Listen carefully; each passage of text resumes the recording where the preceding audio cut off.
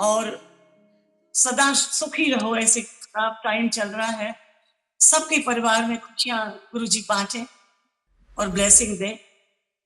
और सबसे पहले गुरुजी का शुक्राना कि आज गुरुजी ने मुझे ये मौका दिया इस प्लेटफॉर्म पर कि मैं उनकी महिमा बोल सकूं। मुझे नहीं मालूम है कि मैं क्या बोलूंगी, ये सब गुरुजी जाने, वही जानी जान है। गुरुजी हमारे तीनों लोकों के मालिक हैं। गुरुजी हमारे मनुष्य रूप में आए और वो शिव जी का पूरा महाशिव के अवतार हैं। जब से उन्होंने डुगरी में जन्म लिया तब से जब तक अपनी पढ़ाई की वो तो उनको करनी थी, तो हमेशा ही अंतर्ध्यान रहते थे, पूजा पाठ में रहते थे, ध्यान करते थे। उनकी माता जी को पता चल गया ये जो बच्चा ने जन्म लिया है वो कोई छोटी चीज नहीं है, कोई अच्छी आत्मा है या भगवान। वो तभी माता जी गुरु जी बोला करती थी इनको और पैर छूती थी। इसके बाद धीरे धीरे जलंधर में, चंडीगढ़ में, फिर ग्रेटर कैलाश में गुरु जी का बातें चलती रही कि जलंधर के गुरु जी हैं जो कि सब पान के पत्ते और ये सब करने से ठीक हो जाते हैं। सो ये हमारे जो गुरु जी हैं वो परम पूर्ण गुरु हैं और ये महाशिव है, पूरे भगवान है। इनकी महिमा अपरंपार है। इनकी महिमा का व्याख्यान करना बहुत मुश्किल है क्योंकि इतनी महिमा है कि इनकी महिमा एक्सप्लेन करना तो 7 जन्म लग जाएंगे तो भी नहीं। इतने प्यारे, इतने डिवाइन, इतने प्यारे, इतने कभी ना होंगे, ना कभी होंगे। जन्मों करोड़ों सालों तक गुरु जी का ये जो प्याऊ है, जय गुरु जी की प्याऊ चलती रहेगी। गुरु जी ने कितने लोगों को, पूर्ण गुरु हैं, कहीं भी नहीं है, इतने लोगों का उद्धार किया। ये धरती पर आए, उन्होंने इतना उद्धार किया। फिर वो दिल्ली में आए, एम्पायर स्टेट में। मैं बस इतना बताना चाहती हूँ सारे संगत को कि संगत जी आप सब जुड़े हैं, आपके कर्मों से जुड़े हैं। गुरु जी की इच्छा के बिना ना तो उनके मंदिर में कोई कदम रख सकता है, ना ही गुरु जी से मिल सकता है, ना पहले मिल सकता था और आज भी यही है। गुरु जी खुद बुलाते हैं, कोई कोइंसिडेंस नहीं होता। गुरु जी खुद बुलाते हैं, अपनी संगत से बहुत प्यार करते थे, क्या करते हैं। और तब जब चोले में थे तभी भी बहुत करते थे। थोड़ी संगत हुआ करती थी और इतना नाम था कि जिसकी कोई हद नहीं। किसी का कैंसर, किसी का कुछ, ऐसे ऐसे चमत्कार उन्होंने दिखाए और उनको दिखाने पड़े और इतनी संगत जुड़ती रही गुरु जी का। और कभी मीडिया में नहीं उनका नाम आया, जैसे टीवी पे आ जाते हैं, तो ऐसे हमारे गुरु थे ही नहीं और हैं ही नहीं। पूर्ण परमात्मा है एकदम। आप आज भी उनसे बात करें उनके स्वरूप से तो वो बोलते हैं। और आज भी अपने चोले छोड़ने के बाद से भी ज्यादा जितना उद्धार कर रहे हैं, जितनी ब्लेसिंग उन्होंने अपने चोले के टाइम में दी, वो अनगिनत। अगर ये गुरु जी के अनगिनत जो ब्लेसिंग्स ना होती तो आज की देश दिन में जहाँ 100, 50, 200, 500 संगत हुआ करती थी, तो आज करोड़ों में, पूरे देश में, पूरे दुनिया में गुरु जी की ख्याति है बिना किसी मीडिया, क्योंकि वो महाशिव हैं। पूरा ब्रह्मांड उनके नीचे। बहुत प्रैक्टिकल है। उन्होंने कभी ये नहीं कहा कि तुम जिस गुरु की पूजा करते हो, कोई कृष्ण की करता था, कोई माता देवी के करता, कोई हनुमान जी का, वो उसी रूप में ही आ जाते। निरंकार है हर कदम में हमारे साथ। इतना खराब पीरियड ये चला, इसमें गुरुजी और भी क्लोज हो गए, बिकॉज इतना हमें हर घर में, जैसे गुरुजी कहते थे, सत्संग होगा।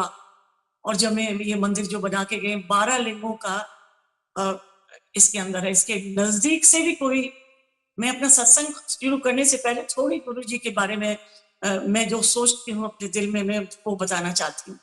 कहते थे कि इधर से कोई निकल भी गया ना, उसका भी उद्धार हो जाएगा, कदम भी रख दी। आज कोरोना के टाइम में भी संगत जाती है और बाहर कार से ही अपने ब्लेसिंग लेती है, और अब पूर्णमासी के दिन भी लोग आ रहे हैं, उससे खाली देखने भर से, निकलने भर से ही, और इतनी ब्लेसिंग मिलती है, इतना वो होता है।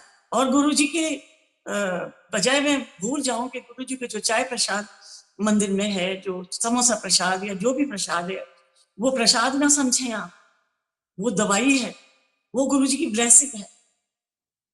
जो लंगर है, हमें नहीं मालूम था पहले कि ये 4 लोग लंगर कैसे करते हैं, वो मैं आपको बताऊंगी। पर गुरुजी ने किसी में कोई भेदभाव ना छोड़ा, इतना डिसिप्लिन, किसी को नहीं मालूम कि कौन लंगर कर रहा है आपस में। संगत इतने प्यार से संगत करती थी, वो मैं अभी आगे मैं आपको बताऊंगी। तो गुरुजी के जो लंगर है वो बहुत जरूरी है, चाहे उसमें मिर्ची हो, चाहे कितना ही हो, आपको पूरा खाना जरूरी है। गुरुजी ने ये भी इस चीज में सीख दी, ये ब्लेसिंग तो है ही है, पर कभी भी अन्न को खराब नहीं करना चाहिए। पुराने लोग कहते थे ना कि कभी अन्न की बेइज्जती ना करो, ये अन्न है जो आपके पेट को भरता है, आपके परिवार को भरता है। गुरुजी ने हमेशा अपने संगत को बोला कि पहले परिवार को संभाल, फिर मेरे पास आओ। अगर तुमने अपने माँ बाप को ही नहीं संभाला, मैंने कहते हुए देखा कि वो श्राद्ध कर की बात हुई थी किसी की, कहते तुम श्राद्ध कर रही हो, जब सास ससुर जिंदा थे तब तो उनको देखा नहीं, अपने माँ बाप को देखा नहीं, घर से बाहर निकाल दिया, तो क्या करना है श्राद्ध का। तो हमारे गुरुजी बहुत ही प्रैक्टिकल, बहुत ही प्यारे, कोई वचन नहीं देते थे, पर जब बोलते थे तो बोलते भी थे। सारी संगत का इतना ख्याल रखते थे कि अपना लंगर नहीं खाते थे, और सोते तो थे ही नहीं, और पैरों पे जमीन में कदम उनके नहीं रहते थे। तो भगवान है वो महाशिव है, उनके पैरों में एक मिट्टी भी नहीं होती थी। हम कह भी नहीं सकते कि हम उनके पैरों की मिट्टी, हम तो भिखारी हैं उनकी। बस यही अरदास है गुरु जी से, और सारी संगत यही अरदास करती होगी, जो कहते थे ना कि भाई डायरेक्ट जुड़िए। ये नहीं है कि भाई कोई पुरानी संगत है या मैं हूँ या कोई छोटी है बड़ी है, कोई नहीं, पुरानी नहीं, कुछ नहीं होती। जो गुरु जी की सिमरन करे, जो गुरु जी के डायरेक्ट कनेक्शन रखे, क्या होता है डायरेक्ट कनेक्शन? अपने को अर्पण करना, सरेंडर करना, मीन्स कि आप ऐसी शक्ति में पहुंच जाएं कि आप गुरु के अंदर रम जाएं। आप गुरबानी सुने तो आपको पता ना चले, आपको रसना का मजा आए, उस रसना को एंजॉय करें जैसा हम गुरु जी के सामने करते थे। अब मैं बहुत आगे भी मैं गुरु जी की वर्णन में क्या बताऊं। मेरे गुरु जी आपकी बहुत बहुत जय। आपने शुक्राना कि मैंने बहुत दिन से मैं लेटी रहती थी और अपना लेट के ही करती रहती थी सत्संग। अभी मैंने गुरुजी से कहा कि गुरुजी मीडिया पसंद नहीं है, पर मैं सत्संग करना चाहती हूँ। गुरुजी ने ही आज्ञा दी मुझे, पता नहीं कितने लोगों को ये ब्लेसिंग देगी मेरा बेटा। अब मैं आपको बताती हूँ कि मैं थोड़ा सत्संग शुरू करना चाहूंगी। मेरी प्यारी सत्संग, मेरा जितनी भी संगत है, बड़े लोग प्रणाम, बच्चों को प्रणाम, सब मेरे बच्चों, जितनी संगत है मेरे गुरु की, उसको बहुत बहुत प्रणाम। और गुरु जी मेरे से कोई गलती हो जाए तो माफ करिए, मैं आपकी पढ़ाइयां करना चाहती हूँ। आपका सत्संग, सत्संग का मतलब है सच का संग। आपके साथ जो एक्सपीरियंस मेरे साथ हुआ वो मैं बताती हूँ। मेरी जिंदगी, मैं एक फौजी परिवार से हूँ। मेरे हस्बैंड आर्मी में कर्नल रिटायर से, मेरे 3 बच्चे हैं, बड़ी बेटी, उनके हस्बैंड एयरफोर्स में, दूसरा बच्चा। इसलिए बता रही हूँ कि आर्मी के लिए मतलब कैसा परिवार था, जैसे डिसिप्लिन आर्मी का परिवार। फिर बेटा है जो मैं जिसके साथ अभी रह रही हूँ, जो छोटा वाला है जो 54 ईयर्स का अभी है, अभी अभी रिटायर हुआ है, क्योंकि आर्मी में रैंक के हिसाब से रिटायर होता है। तो अच्छी जिंदगी चल रही थी, और 99 में हम दिल्ली में ही थे, और ये जो छोटा बेटा है, ये कैप्टन था, तो उसकी 6 महीने पहले शादी हुई और इसकी श्रीनगर में पोस्टिंग हो गई। गुरुजी से इसी बच्चे की वजह से कि ये अचानक, आपको तो मालूम है कि पाकिस्तान तो हमेशा लड़ाइयां करता है, तो वहां से पता चला कि द्रास में और कारगिल में इन्होंने पाकिस्तानी छेड़छाड़ी शुरू कर दी है। तो मेरी बहू वहां अपना एक तरह से अपना हनीमून भी नहीं मनाया था। 6 महीने पहले शादी हुई थी, हार गए तो वो बॉर्डर पे चला गया। तो वहां से मेरी बहू वापस आ गई। तो मैंने पूछा क्यों? क्योंकि हम आर्मी की वार्षिक लिस्ट नहीं बताते हैं, हमें ये भी नहीं पता रहता कि हमारा बच्चा कहाँ पोस्टेड। ये कुछ आर्मी के रूल्स, डिसिप्लिन है। जैसे गुरु जी के डिसिप्लिन, बिल्कुल आर्मी की तरह डिसिप्लिन रहा हमेशा। तो हम आर्मी में बच्चे देते हैं। मेरे हस्बैंड बिल्कुल आर्मी के खून खून में देश की सेवा और बढ़ाए। आर्मड फोर्सेस हिंदुस्तान की सबसे बहुत अच्छी, आर्मड फोर्सेस का मतलब कि नेवी, एयरफोर्स और आर्मी। जो जल में लड़ते हैं वो नेवी होती है, और जो लड़ाई बॉर्डर पे होती है, जैसे पाकिस्तान से कितनी लड़ाइयां हो चुकी हैं, 62 में, 65, 71 में, तो वो जल थल, वो जल और ये वायु, जब वो रेजिमेंट्स लड़ती हैं, खुद सिपाही हमारे लड़ते हैं, तो उस वक्त टैंकों की जरूरत होती है, तो टैंक जाते हैं।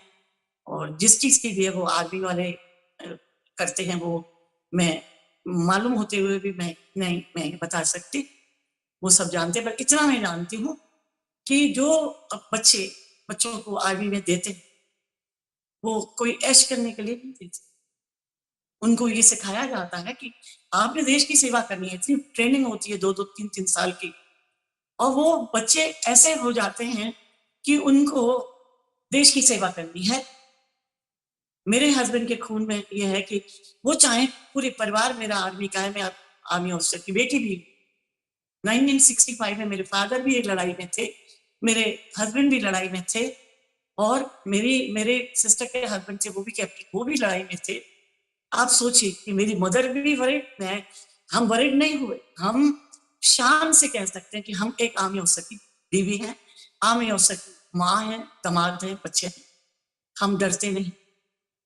तो मैं आपको सिर्फ ये आर्मी के बारे में बता रही हूँ, फौज के बारे में, कि मैं वो लड़ाई ना होती तो मैं गुरुजी से ना मिल पाती शायद।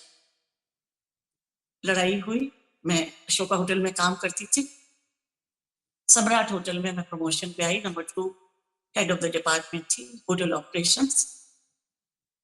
और मेरे हस्बैंड ने मुझे रिंग किया होटल में, और लड़ाई शुरू हो गई थी मई के महीने में। ये गोलाबारी वो पाकिस्तान करता रहता था, तो गोलाबारी शुरू हो गई थी। तो मई के महीने में मेरा बेटा वहां बॉर्डर पे चला गया, कारगिल में, वहां पोस्टिंग। वो मूव कर जाती हैं, वो आर्मी बच्चा है, वो मैं नहीं जानती, वो ही जानती। ये सब बातें हैं, आर्मी की बातें हैं कि उनको जो करना होता है वो करते। सब चले गए, बेटा भी चला गया। हमें पता चला कि वो कारगिल में है, वो वही है लड़ाई, द्रास द्रास जगह है। और कारगिल, मेरे हस्बैंड का फोन मुझे आता है कि ऐसा है कि तुम बहुत आराम से ड्राइव करके आना। मैं गाड़ी ड्राइव करती हूँ, मेरे पास वैन थी तब। मैं सम्राट होटल और अशोका से निकली, कहती बिल्कुल तेज मत चलाना, कुछ छोटू के बारे में, छोटू की को कुछ चोट लगी है, तुम आराम से आओ, कोई एक्सीडेंट नहीं करना, घर पहुंचो। मैं घर पहुंची, मैं समझ गई कि भाई कुछ ना कुछ तो हुआ ही है, तो बॉर्डर पे होता है। मैं अकेली तो नहीं हूँ माँ, अरे कितने लोग, कितनी माओं के बच्चे उनकी गोद खाली हुई है। मैं तो एक लकी समझती हूँ कि जो आर्मी ने इतना इलाज किया, और इसके बाद में परम गुरु से मिली, वो कहानी मैं बताऊंगी, जिन्होंने मेरे बच्चे को जीवन दान दिया। अगर आज मेरा बच्चा, मेरा बेटा नौकरी कर रहा है, तो वो एक आर्मी ने बहुत संभाला। आर्मी के डॉक्टर बहुत अच्छे हैं जिन्होंने ऑपरेशन किया, मैं उनको बहुत धन्यवाद कहती हूँ। आर्मी हमें बहुत संभालती है, और मैं कोई कंप्लेन नहीं, करूंगी कि आर्मी ने नहीं संभाला, आर्मी ने पूरी ताकत लगा दी कि क्या करना है। अब मैं घर पहुंचती हूँ बसंतपुर में, मेरे हस्बैंड ने दरवाजा खोला, कोई नहीं रोना धोना, कुछ नहीं, बड़े मजबूती से, बहुत मजबूत है। मुझे कहा पहले तुम अपनी शिव जी की, क्योंकि मैं शिव की भक्त हूँ बचपन से। मेरी फैमिली में मेरी नानी 106 साल की डेथ हुई मेरे घर में। मैं हमेशा 16 सोमवार रखना, मैंने शिव जी को ही अपना इष्ट देवता माना। बचपन से मैं शिव जी को ही मानती हूँ। बाद में साईं बाबा को भी मानने लगी थी। और माता तो वैष्णो माता तो पार्वती के ही रूप है। सब सब मेरे गुरु जी के की बेटियां हैं, महाशिव के हैं सब। सारा ब्रह्मांड मेरे गुरु जी के उसमें आता है। आज दिल में है तो सिर्फ मेरे गुरु हैं और कोई नहीं, क्योंकि हम जुड़ गए।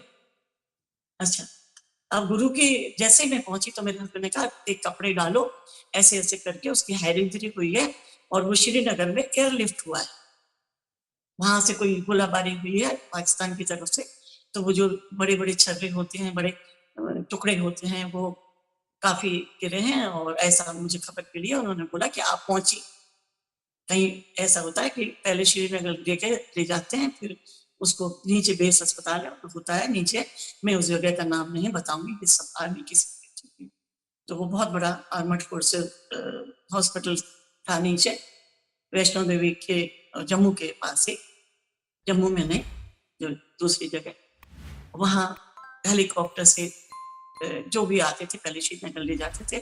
वहाँ हॉस्पिटल में कुछ नहीं होता था तो फिर नीचे उतारते थे, बहुत जरूरत होती थी तो दिल्ली में RR अस्पताल में लाते थे।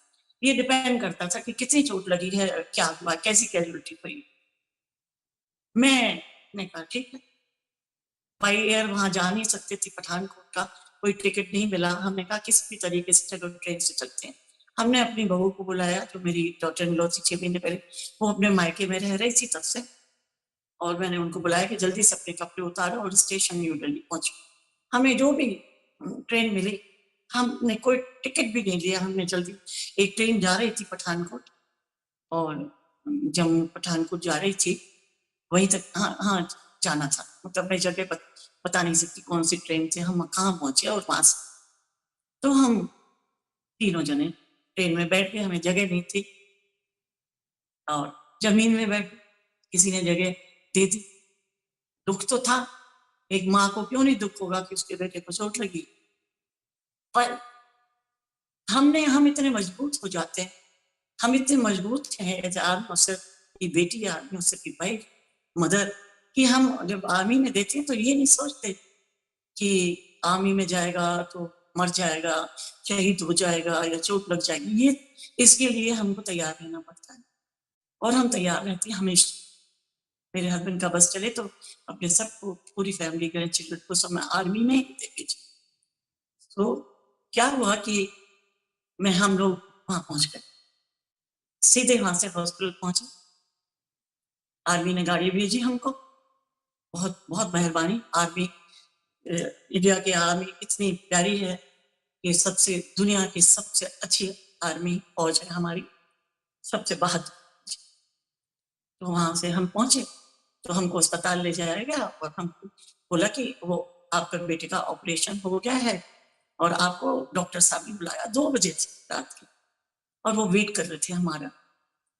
तो न्यूरो सर्जन था, मैं जानती नहीं थी, शायद जनरल साहब थे, तब कर्नल थे वो, VK सिंह, अब जनरल होकर रिटायर्ड में, वेरी वेल नोन पर्सन, और आर्मी में बहुत ही अच्छे डॉक्टर, बहुत ही परफेक्ट। और कोई उनको पैसे की तो चिंता होती नहीं है कि पैसे ले रहे हैं, उनको तो उस तक पैसे तनख्वाह मिलती है, तो वो कोई उन्हें लालच तो होता नहीं है कि हमें इसका ऑपरेशन करना है तो मुझे पैसे मिलेंगे। तो बड़ी देश की भक्ति में, सेवा में रहते हैं। मैं वहां पहुंची, मेरे हस्बैंड और हम पहुंचे और उन्होंने हमें एक कप चाय पिलाई और बोला कि आप बैठिए और आप घबराइए नहीं। मैंने कहा नहीं, हम नहीं घबरा रहे, आप बताइए कि मैं, हमारे बच्चे को क्या हुआ। वो कहते हैं कि आपका बेटा जो कैप्टन है, वो वहां शेलिंग में, उसके एक जो लेफ्ट वाला कान है, जैसे राइट, ये लेफ्ट कान से शेलिंग का टुकड़ा निकले और वो पूरे आर पार सिर में जाके यहाँ माथे पर पहुंच गए। और जब वो जब वो ब्लीडिंग में था, ब्लड में था, तो उसको एयरलिफ्ट करके श्रीनगर लाया गया, ऐसा मुझे डॉक्टर ने बताया। और वहां एक्सरे हुआ तो उसमें देखा कि वो जैसे कोई आसमान में एरोप्लेन निकल जाता है तो वो लाइनें बन जाती हैं, आपने देखा होगा, इस तरह से उसका लेफ्ट से राइट तक पूरा ऐसे किया उसने। उस इतने बड़े टुकड़े ने, स्प्लिंटर बोलते हैं उसको, तो उसने कितनी जगह छुआ वो तो न्यूरोसर्जन ही जानते, हम तो नहीं जानते, हम तो इस बारे में अनाड़ी है। तो वहां के लोगों ने कहा कि ये तो बहुत सीरियस है, he can die any moment. उसकी ब्लड प्रेशर बहुत लो था, तो जल्दी से एक डॉक्टर ने बोला कि फटाफट डॉक्टर नर्स उसको फोन करो, जो बेस है नीचे पहुंचाना है डॉक्टर, जहाँ सारी फैसिलिटीज, पूरी फैसिलिटी, जहाँ मतलब लड़ाई से जो भी घायल थे वहां जाते थे। पहले हेलीपैड बना हुआ था अस्पताल के बिल्कुल आईसीयू के सामने, हेलीकॉप्टर से इसको लाया गया नीचे। अब मतलब पूरी फैसिलिटी से लाया होंगे, जो भी है, ट्रिप लगी है या ऑक्सीजन लगी है, कुछ वो मैं नहीं जानती। इसके बाद ब्लड काफी निकला था, तो उन्होंने ब्लड वगैरह चढ़ाया होगा, but they could not do operation, so he was brought in the morning, and उसका हम लोग पठानकोट ट्रेन से पहुंचे थे, तो मेरे हस्बैंड ने रिंग किया बाहर जाके एसपीडी से, तो उन्होंने बोला कि ऑपरेशन चल रहा है, तो ऑपरेशन चल रहा था। जब हम पहुंचे हैं उसके 3-4 घंटे पहले, 3 घंटे पहले ऑपरेशन हो चुका था। डॉक्टर ने कहा कि देखिए हमारा जो लेफ्ट का जो पार्ट है, ब्रेन है, वो डैमेज है, और अंदर भी टुकड़े पड़े हुए हैं छोटे छोटे। अब हमने क्या किया है कि उनको तो छुआ नहीं, जो अंदर पड़े उनको तो छू नहीं सकते, पूरा ब्रेन कैसे काटेंगे, मर जाएगा। तो जो यहाँ माथे के राइट साइड को था उसको उन्होंने काटा, ओपन किया, पूरे बालों को पूरा वो शेव वगैरह करते हैं जो भी, तो वो काटा और उसको निकाला वहां से। और ब्रेन जो डैमेज था वहां भी डैमेज था, तो उस ब्रेन को उन्होंने रिपेयर किया, ऐसा उन्होंने बोला। और उन्होंने ये बोला कि हम आपसे साफ साफ बता रहे हैं, आपको हम धोखे में नहीं रखना चाहते, कि हमने जब ब्रेन को इसको रिपेयर किया है तो हमने इसकी आई जो होती है, आई की नर्व होती है लेफ्ट की, ये जो थी। अच्छा ठीक है, फिर डॉक्टर ने बताया, मैं गुरुजी के बारे में आऊंगी और उसको जरा मैं शॉर्ट कर देती हूँ कि इसके बाद उसको होश नहीं आया, कोमा में चला गया, कोमा में था या बेहोश था, पर ही वाज 30 इयर्स ओल्ड, तो उसमें बहुत हिम्मत थी और हमारी ड्यूटी लगा दी, और हम और बहू अपनी पूजा करते थे, हमको मैस में जगह दे दी, और ये 3 महीने तक वहाँ बिल्कुल कोई वो नहीं था। डॉक्टर आते थे, आके देख के चले जाते थे, मैं जाती थी उनके पास, तो वो कहते थे कि हम बता नहीं सकते, साल भर में भी ये उठ सकता है, कभी है, तो आप समझ सकती हैं कि क्या है। तो हम तो पूजा करती रहती थी, शिव चालीसा उसके तकिए के नीचे रखती थी और पूजा करते रहते थे।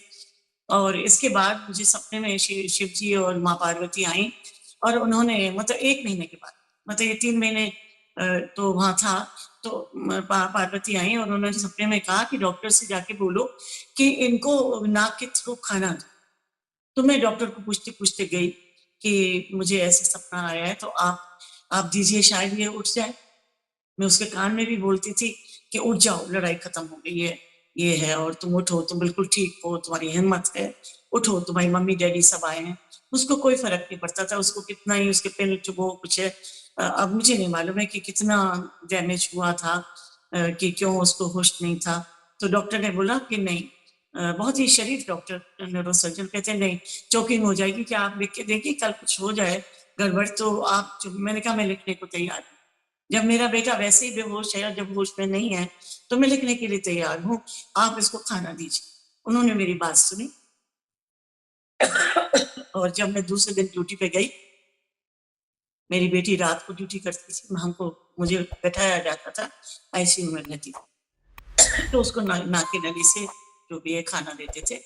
एंड इसके 10-15 दिन बाद उसने आँख खोल दी। आँख खोलने के बाद ये भी चल नहीं सकता था, लड़खड़ा के चलता था, बहुत ज्यादा वायलेंट था। दुश्मन दुश्मन उसके 2 आदमी पकड़ के एक दफा मांग भी देते थे, बंद बंद, मतलब मैं अब ये इतनी बातें नहीं करना चाहती, वो काफी बार किया था और उसको नाक के नली से ही खाना देते थे। अब इसको मैं शॉर्ट कर देती हूँ कि बड़ी मतलब काफी मतलब हमने सेवा की, पूजा की।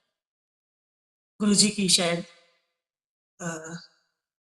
ब्लेसिंग वहीं पहुंच गई थी, क्योंकि हमारे एक फ्रेंड है, इसको फिर आरआर अस्पताल में उसको शॉर्ट कर देती हूँ, सॉरी, आरआर अस्पताल में उसको शिफ्ट करा और आरआर अस्पताल में बाय एयर नहीं शिफ्ट किया, क्योंकि बाय एयर नहीं करते हैं, जिसको हेड इंजरी होती है तो इसको ट्रेन से हम लाए, बाई रोड भी नहीं ला सकते थे, एम्बुलेंस में भी नहीं ला सकते थे, उनकी कोई स्पेशल ट्रेन होती है आर्मी की, उसमें ये लाया गया, उसके अंदर डॉक्टर भी होता है, सब होता है। तो उससे आरआर अस्पताल में एडमिट हो गया। इसको आंख से दिखता था, इतना मालूम था, चलने में दिक्कत थी, थोड़ा नमनेस थी और याददाश्त चली गई और कुछ नहीं मालूम उसको, मतलब याददाश्त पे फर्क पड़ा। तो मैं डॉक्टर से पूछती थी, न्यूरोसर्जन से, कि ये किस बात का जवाब नहीं देता, इज लॉस्ट एंड देखता रहता है और हमको ना माँ कहता है, डैडी कहता है, कुछ नहीं कहता। कहते नहीं, ये ठीक हो जाएगा, हम दवाइयाँ दे रहे हैं, सीजर की भी दे रहे हैं कि जिससे इसको फिट्स ना पड़े और उसका इलाज है, पर अभी इसको नहीं मालूम है कि मैं कौन हूँ, क्या। तो हम फिर ये इसको प्रैक्टिस कराते थे, थोड़ा थोड़ा लंगड़ा के चलता था, तो अस्पताल में एडमिट हो। और एक अटेंडेंट आर्मी का ही रहता था, सिपाही, एक रात को रहता था, जिससे ये वॉक तो कर सकता था पर लड़खड़ा के तो चला ना जाएगी, तो हम उसको इसका नहलाना धुलाना सब मैं करती थी, मेरी बहू करती थी, पठान उधर सारा कुछ, उसको नहीं मालूम है, छोटे बच्चे की तरह हमें सारा नहलाना सारा काम हमने करना, वो आप अंडरस्टैंड कर सकती हैं, वो आरआर में भी जाके मैं करती थी, मैंने अपने होटल से छुट्टी ले ली थी।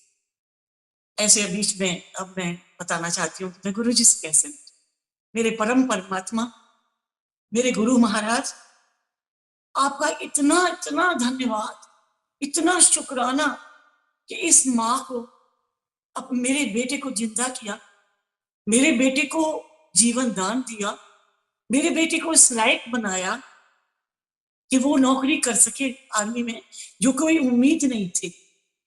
हम सोचते थे पढ़ा रहेगा डॉक्टर, कहते पता नहीं है क्या होगा, वो मैं दिन याद नहीं करना चाहती, क्योंकि जो होता है अच्छे के लिए होता है। पॉजिटिव ही गुरु जी ने बताया, मैं हमेशा पॉजिटिव। आज उसको चोट ना लगती तो मैं इतने परम शिव जी से, भगवान से मिलती कैसे।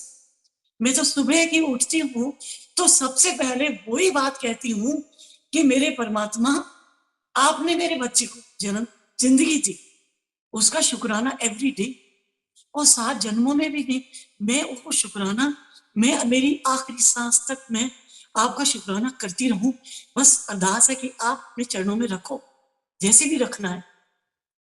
अब भाई आपके भाई ये कैसे ठीक हो, दवाइयां पूरी मिल रही थी, डॉक्टर इलाज कर रहे थे पूरा, कहीं बोलो खाने का तो कोई मतलब ही नहीं है। जाती थी आरआर में, हम लोग मुंह में डाल, आप समझ सकते हैं, मुंह में डाल दिया तो खा लिया अपने आप, किसी तरह पानी मांगना ना कुछ मांगना, ऐसे इशारा करता था, प्यास लगती थी तो हम समझ जाते, मैं समझ जाती थी कि क्या चाहिए इसको।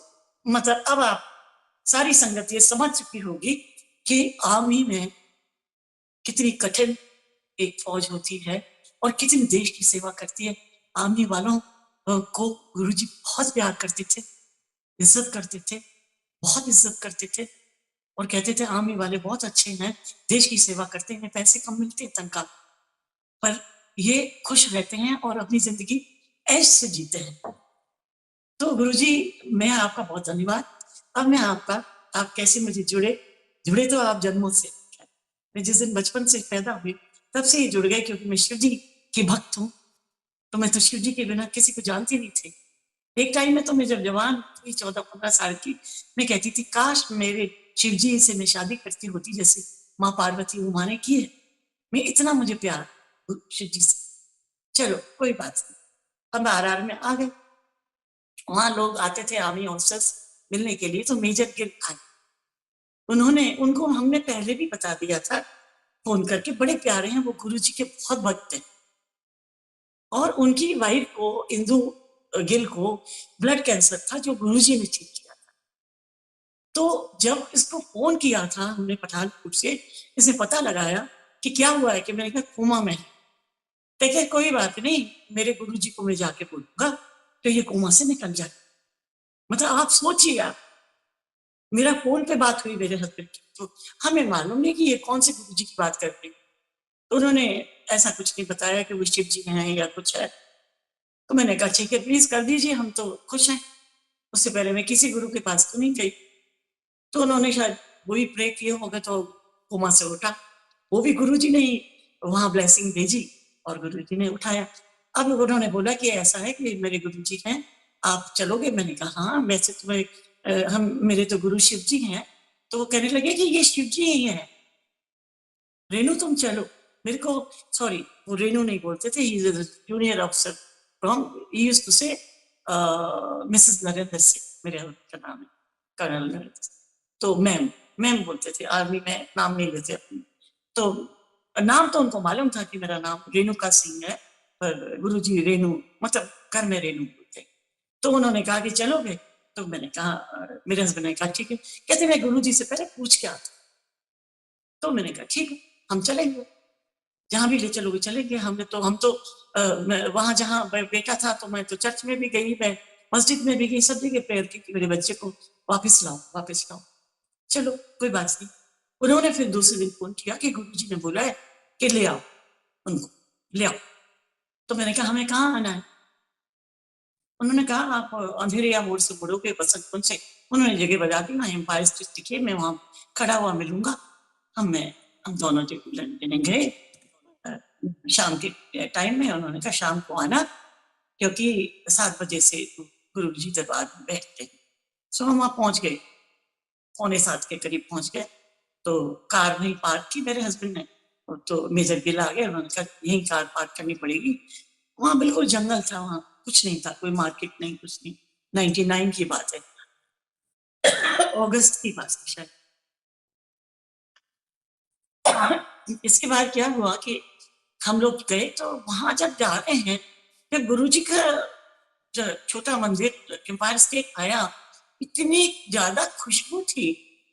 तो हम समझ गए कि हम भी मंदिरों में जाते हैं तो वहां लोग अगरबत्ती खुशबू लगाते हैं, तो इतनी होगी। पर ऐसे लग रहा था कि जैसे कि किसी फूलों के गार्डन में आ गए हैं। तो मैंने मेजर गिल को कहा कि कहाँ है? तो कहते हैं बस आ गए, आप यहाँ चप्पल उतारिए, ये जो खुशबू है ये गुरुजी की खुशबू। तो मैंने कहा गुरुजी के अंदर अगरबत्तियां या कुछ लगे होंगे, गुरु हैं तो साधु रूप में होंगे और कुछ प्रवचन देंगे बहुत सारे। और मैं तो कभी किसी गुरु को मानती नहीं थी, पर उन्होंने कहा ये गुरुजी शिव जी हैं। तो मैंने कहा शिव जी हैं तो मैं चलूंगी। और मैं तो कहीं भी ले जाते, मेरे बच्चे को ठीक करना है मुझे, तो जहां भी ले जाओ मैं चलने को तैयार हो जाती थी। और मैं गई, मेरी कोई ईगो नहीं कि मुझे कहाँ नहीं जाना। कोई मुझे कहता किसी के पैर पकड़ लो वो आशीर्वाद देगा, मैं तो हर चीज करने की तैयार है। मेरा बच्चा मुझे वापस चाहिए। ठीक था, मैं वहां गई तो उन्होंने समझा दिया था कि ऐसे ऐसे करके लाइन में खड़े होंगे तो गुरुजी के पास करेंगे, और मैं गुरुजी के पास खड़ा हो जाऊंगा पहले। और गुरुजी को जब आप पहुंचेंगे तो मैं गुरुजी को बता दूंगा कि ये ही हैं जिनका बेटा कारगिल में वुंडेड हुआ है। तो आप आ जाना। तो मेरे पहले मैं गई, तो जैसे लोग वहां कर नहीं रहे थे लोग, तो कोई भी नहीं था लाइन में। वहां थोड़ी देर में पहुंचे थे हम। तो एक आध जना थे जिन्होंने नीचे जमीन में झुक के और मतलब माथा टेका। तो गुरुजी के जोड़े रखे थे गुरुजी। मैं वहां जब गई हूँ तो देखा क्या इन्वायरमेंट है। वो जो जो जो औरा था, मुझे नहीं लगा कि मैं किसी कैसे कैसे, मैंने तो कभी नहीं देखा ऐसा। इतनी उसके अंदर पॉजिटिवनेस, इतना औरा, जैसे मैं इंद्रलोक स्वर्ग लोक पे आ गई हूँ कि मेरे को आज मतलब मैं मिल गए मुझको भगवान। मैं वहां खड़ी हुई और मैंने गुरुजी को माथा टेका। तो मैंने माथा उधर नहीं टेका, आगे पहले मैंने जूतियों पर टेका, फिर मैंने गुरुजी के पैर पकड़ के गुरुजी के पैरों पे टेका, पैरों में मतलब हाथ गुरुजी के पैर पकड़ लिए कि मैंने पैर छूने, मुझे नहीं मालूम था कि दूर से करना है। तो गुरुजी ने कुछ पंजाबी में ही बोला, उठ जाओ सब ठीक होगा। तो मैंने उठ गई, मैं समझी नहीं कि क्या बोला। फिर इसके बाद मैं खड़ी हो गई और मैं गुरुजी को देखती रही। गुरुजी ने मेरी तरफ देखा, मुस्कुरा दिया। मेरे को भगवान, मुझे तो दिखे कि मैं आज भगवान के सामने खड़ी हूँ। साक्षात कभी शिव जी दिखाई दे, कभी गुरु जी दिखाई दे मुझे, मतलब क्या हिप्नोटाइज जैसे हो जाता है इंसान, हक्का बक्का रह जाता है। इतने प्यारे, क्या बढ़िया मैरून कलर का चोला, और क्या भगवान की तरह जैसे बैठे हैं, और वो शक्ति, जो उनका रूप, वो नूर जो है झलक रहा है, उसके रोशनी निकल रही है, वो बयान नहीं कर सकता, ये बयान नहीं कर सकती, कोई भी बयान नहीं कर सकता। आप भी जाएंगे मंदिर में तो आप भी बयान कर सकते, महसूस कर सकते हैं दिल, जो कभी दिल में जो सुकून मेरा चला गया था, थोड़ा मैं दुखी थी, वो सुकून कहाँ मिला वो मुझे, मेरे दिल में इतनी खुशी, ऐसी शांति हुई, पर आंसू झड़ी लग, मेरा कुर्ता बेच गया, रोने का नाम नहीं लिया, सिर्फ मेरी झड़ी चल, गुरु जी के सामने आंखों से झड़ी निकल गई, जैसे कोई गंगा जी बह रही मेरे शिव जी के पास। इसके बाद मेरे हस्बैंड ने भी ऐसा किया, उन्होंने भी पैर छुए। वो बात मुझे अभी बता रहे, तो 2-3 दिन पहले, कि हाँ मुझे भी ये कहा कि ठीक, सब ठीक होगा, चिंता ना कर कर्नल, चिंता ना कर, सब ठीक। मैंने कहा तुमने मुझे बताया नहीं पहले। कहते नहीं, मैं बताया नहीं, मुझे ध्यान था। फिर हमको बिठा दी, बैठ, इतने में जब चाय प्रसाद आई, हम देखते रहे, गुरुजी सब जगह देखते थे, पीछे आगे, और उनकी जो नजर थी, हर एक को, इंसान को ये लगता था कि गुरुजी मुझे देख रहे हैं। और मतलब वहां गुरुबानी चल रही है, मुझे पंजाबी, मैंने गुरुमुखी सीखी थी, क्योंकि मेरे बच्चे पठानकोट में थे, तो स्कूल में, कॉन्वेंट स्कूल था, पर उसमें गुरुमुखी करना जरूरी था, तो मुझे गुरुबानी आती थी, थोड़ा थोड़ा पंजाबी भी मैं सब। तो इतना प्यारा लगा गुरुबानी सुन के, इतनी शांति, पर आंसू बह रहे थे, और गुरु जी बार बार देख रहे थे, मुस्कुरा रहे थे। मैं गुरु जी के वर्णन नहीं कर सकती थी, क्या है, गए नहीं वो चोले में, वो इतने अच्छे सुंदर। मैंने कहा बस ये अल्टीमेट मेरी जगह है, आज मुझे मेरा बेटा ठीक हो जाएगा, और नहीं भी ठीक हो, कोई बात नहीं, इलाज हो रहा है। मैं ऐसी हिम्मत नहीं हारी, मैंने कहा मुझे कोई जल्दी नहीं, जो लिखा रहता है डेस्टिनी में वो होता है, जो भगवान करता है वो होता है। आप कुछ नहीं रोक सकते, आप लड़ाई में ये किसी को ये नहीं कह सकते कि भाई आप चोट नहीं लगेगी या शहीद नहीं होंगे, होते हैं। और ये बड़ी गर्व की बात है हमारे लिए। मेरे तो 10 बेटे होते मेरे हस्बैंड के, तो मैं 10 बेटों को आर्मी नहीं करती, हमेशा करती, मैं मेरे अंदर भी आर्मी का खून। अच्छा, अब मैं वहां बैठ गई, इसके बाद चाय प्रसाद आया, बाहर एक बाल्टी रखा करते थे, वहां हाथ धो के उन्होंने बोला हाथ धो लो, चप्पल वगैरह उतारिए, और वहां बैठे गुरुजी बहुत प्यार से देखते रहे।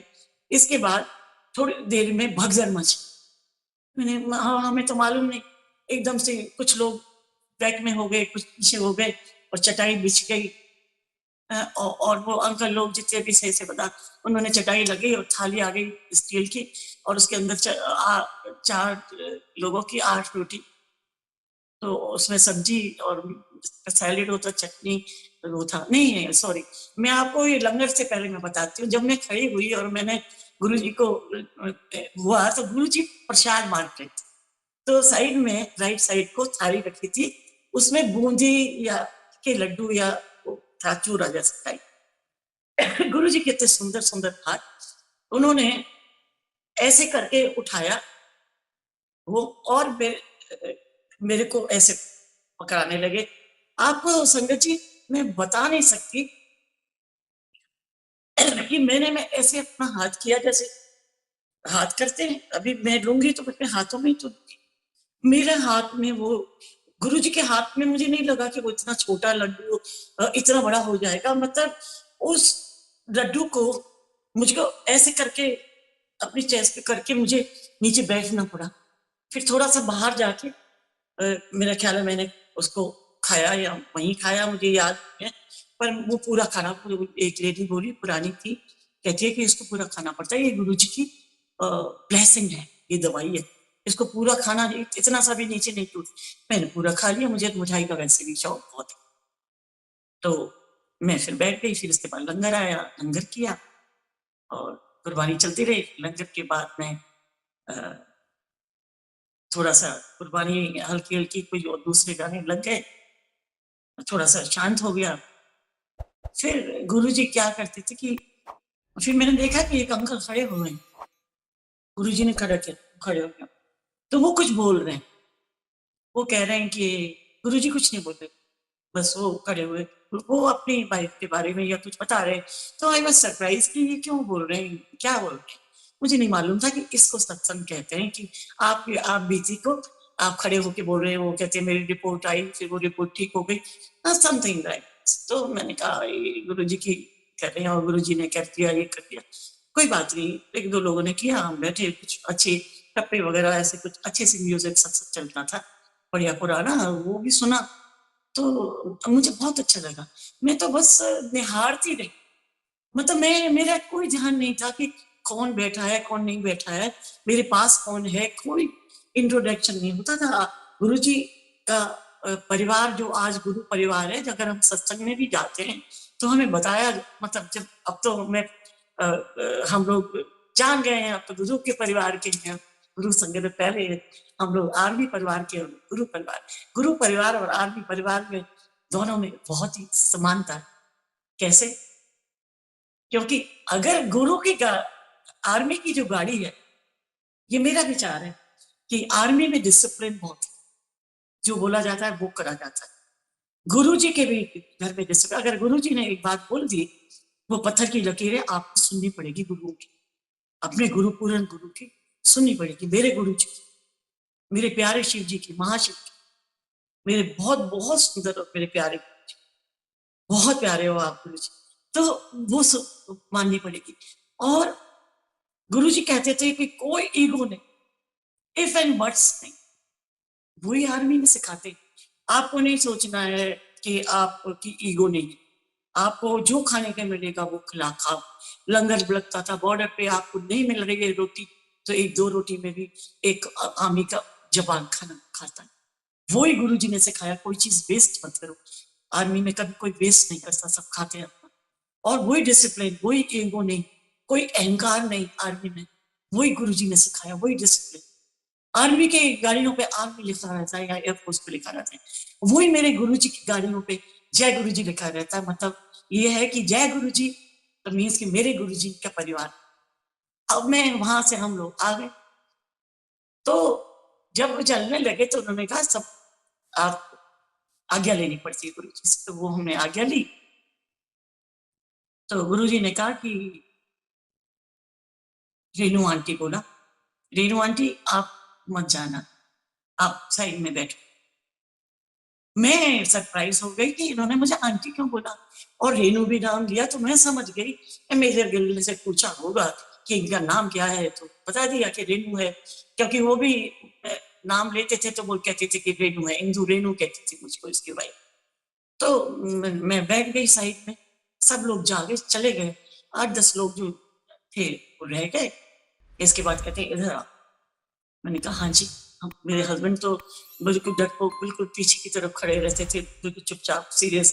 वो भी कहते तुम भी आओ। तो मेरे से कहते हैं कि आंटी पुत्र नु ला सकती है। मैंने कहा हाँ जी गुरु जी, मैं ले आऊंगी, हॉस्पिटल में है तो मैं ले आऊंगी, वो दे देंगे, मैं ले आऊंगी।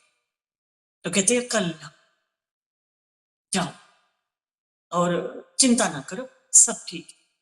इतना इन्होंने बोला, जबकि गुरुजी उतना ज्यादा नहीं बोलते थे, पर और जिस वक्त तक भी मैंने गुरुजी को ऐसे नमन किया या लड्डू दिया, मेजर गिल कंटिन्यूअसली कान के पास खड़े होके सारी बात बता रहे थे कि ये इनकी मदर है, ये फादर है, मतलब जैसे किसी डॉक्टर को बताता है कि ये तकलीफ है, ये यही है जिनको मैं लेके आया, और ये अशोका होटल, और ये भी बताया उन्होंने ये अशोका होटल में काम करती, बताया ही होगा, और बताने की कोई जरूरत भी नहीं, शायद ना भी बताया हो, क्योंकि गुरु जी के पास, उससे पहले कि मैं कुछ भूल जाऊं, गुरु जी के पास जो जाता था, हमें बाद में पता चला उसके 3 एक्सरे हो जाते थे, इस जन्म के, पिछले पता नहीं कितने जन्म के, और अगले जन्म का गुरु जी के पास सारा लिखा चिट्ठा आ जाता था। वो उस वक्त हमको नहीं मालूम था, हमें अब 20-22 साल में गुरु जी के भक्त होने के, उनके चरणों के दास, उनके बिल्कुल सेवादार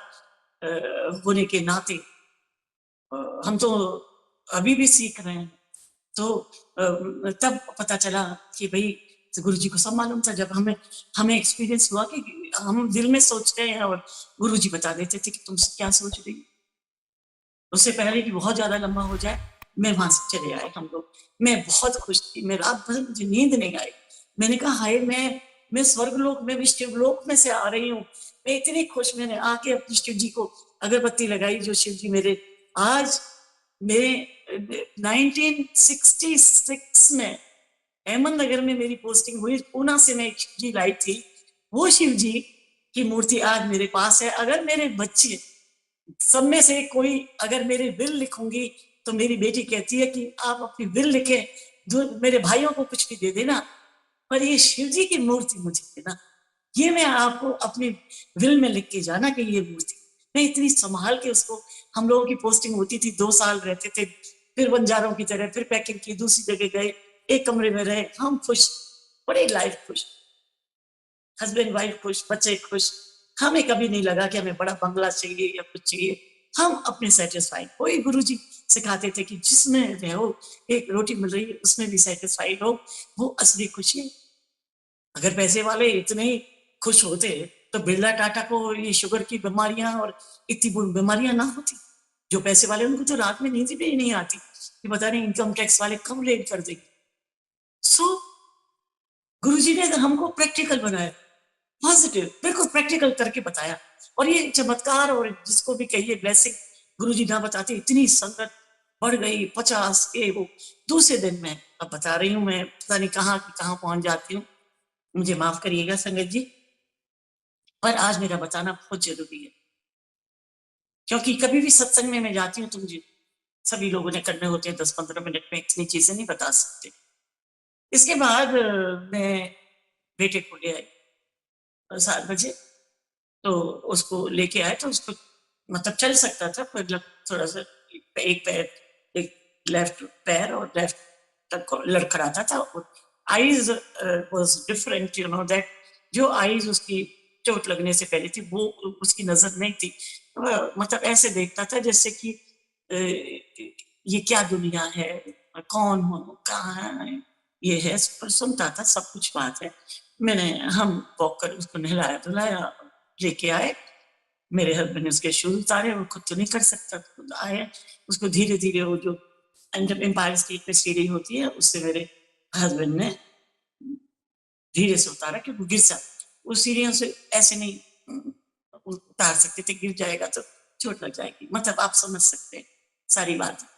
नीचे उतारा, कोई पैरों में कोई पैरालिसिस नहीं थी, पर वो जो 3 महीने रहा तो उसकी कमजोरी होगी, वो तो गुरुजी जाने यानी जाने और डॉक्टर जाने। नीचे आए तो मेरे हस्बैंड ने अपना लड्डू प्रसाद दिया, मैं उसको लेके गई गुरुजी के पास, तो गुरुजी ने देखा, समझ गए, गुरुजी के सामने खड़ा हो गया ऐसे करके, और गुरुजी उसकी तरफ देख रहे, तो गुरुजी मुस्कुरा रहे हैं, वो नहीं मुस्कुरा रहा, वो तो बिल्कुल सीरियस था, ऐसे देख रहा था, मैं कहाँ आ गया हूँ, या छोटे बच्चे को नहीं ले जाती तो कहाँ आ गया हूँ। गुरुजी ने कहा कि, मैंने कहा गुरुजी को नमस्ते करो, वो नहीं कर, नमस्ते करनी आए तो करो ना। मैंने उसके दोनों हाथ ऐसे करे, नीचे तो बैठ नहीं सकता था, उसके घुटने भी चोट थी, पर आप देखिए जरा शक्ति गुरु जी की। मैंने ऐसे हाथ जुड़वा दिए, गुरु जी को सब मालूम था, उनसे क्या छुपाना, हाथ जुड़वा दिए, फिर गुरु जी ने कहा प्रसाद दो, उसको लड्डू, मैंने ऐसे किया, उसके दोनों हाथ ऐसे किए, पहले मैंने गुरु जी को ढोक लगा दी थी मतलब माथा, फिर मैंने ऐसे किया खड़े खड़े, और गुरु जी ने उसको वो इतना बड़ा दे दिया, और वो भी क्या, बूंदी का लड्डू था उसमें।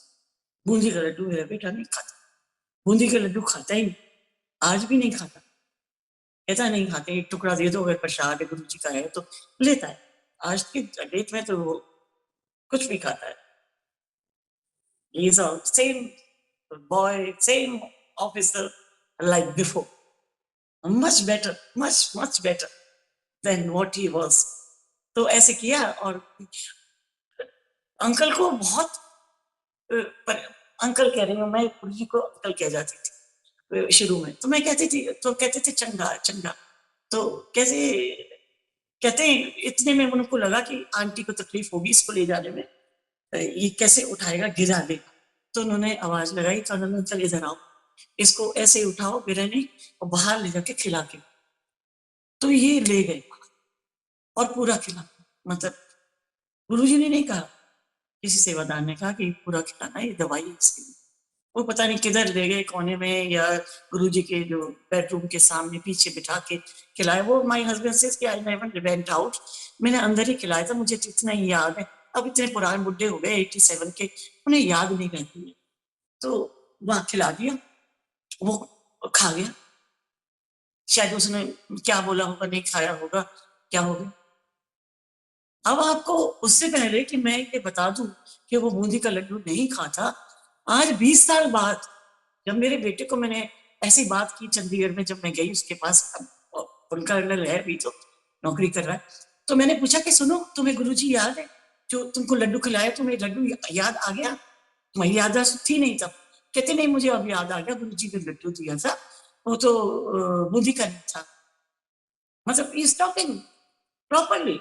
कहते नहीं, वो बूंदी का नहीं था मम्मी, वो तो मिल्क केक था जो मुझे बहुत पसंद, मिल्क केक था वो, मुझे अच्छी तरह याद है, मैंने मिल्क केक खाया था।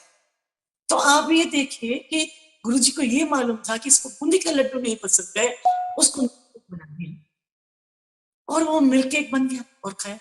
इसके बाद हम आ गए, गुरुजी ने कहा लंगर करो, तो उसको, वो जो बंदा बैठ नहीं सकता था जमीन में, वहां 2 घंटे बेटा बैठा, और थाली में खाना आया, मैंने बोला कि मैं खिलाऊं उसको, 1-2 जने थे हम, और 2 जने और आंटी और अंकल थे, मैंने कहा मैं खिलाऊं, तो उसने मेरा हाथ झटक दिया कि मैं खुद खाऊं। कैन यू इमेजिन, जो मैं खुद खाना खिलाती थी, उसने गुरुजी के लंगर में खुद अपनी रोटी हाथ में ली, वो ऐसे पकड़ ली और उसको ऐसे ऐसे डिप करके खाया, थोड़ी मिर्ची लगी तो आंसी के थे, मिर्ची मिर्ची मिर्ची ऐसे कर रहा, तो मैंने कहा बिल्कुल चुप रहो।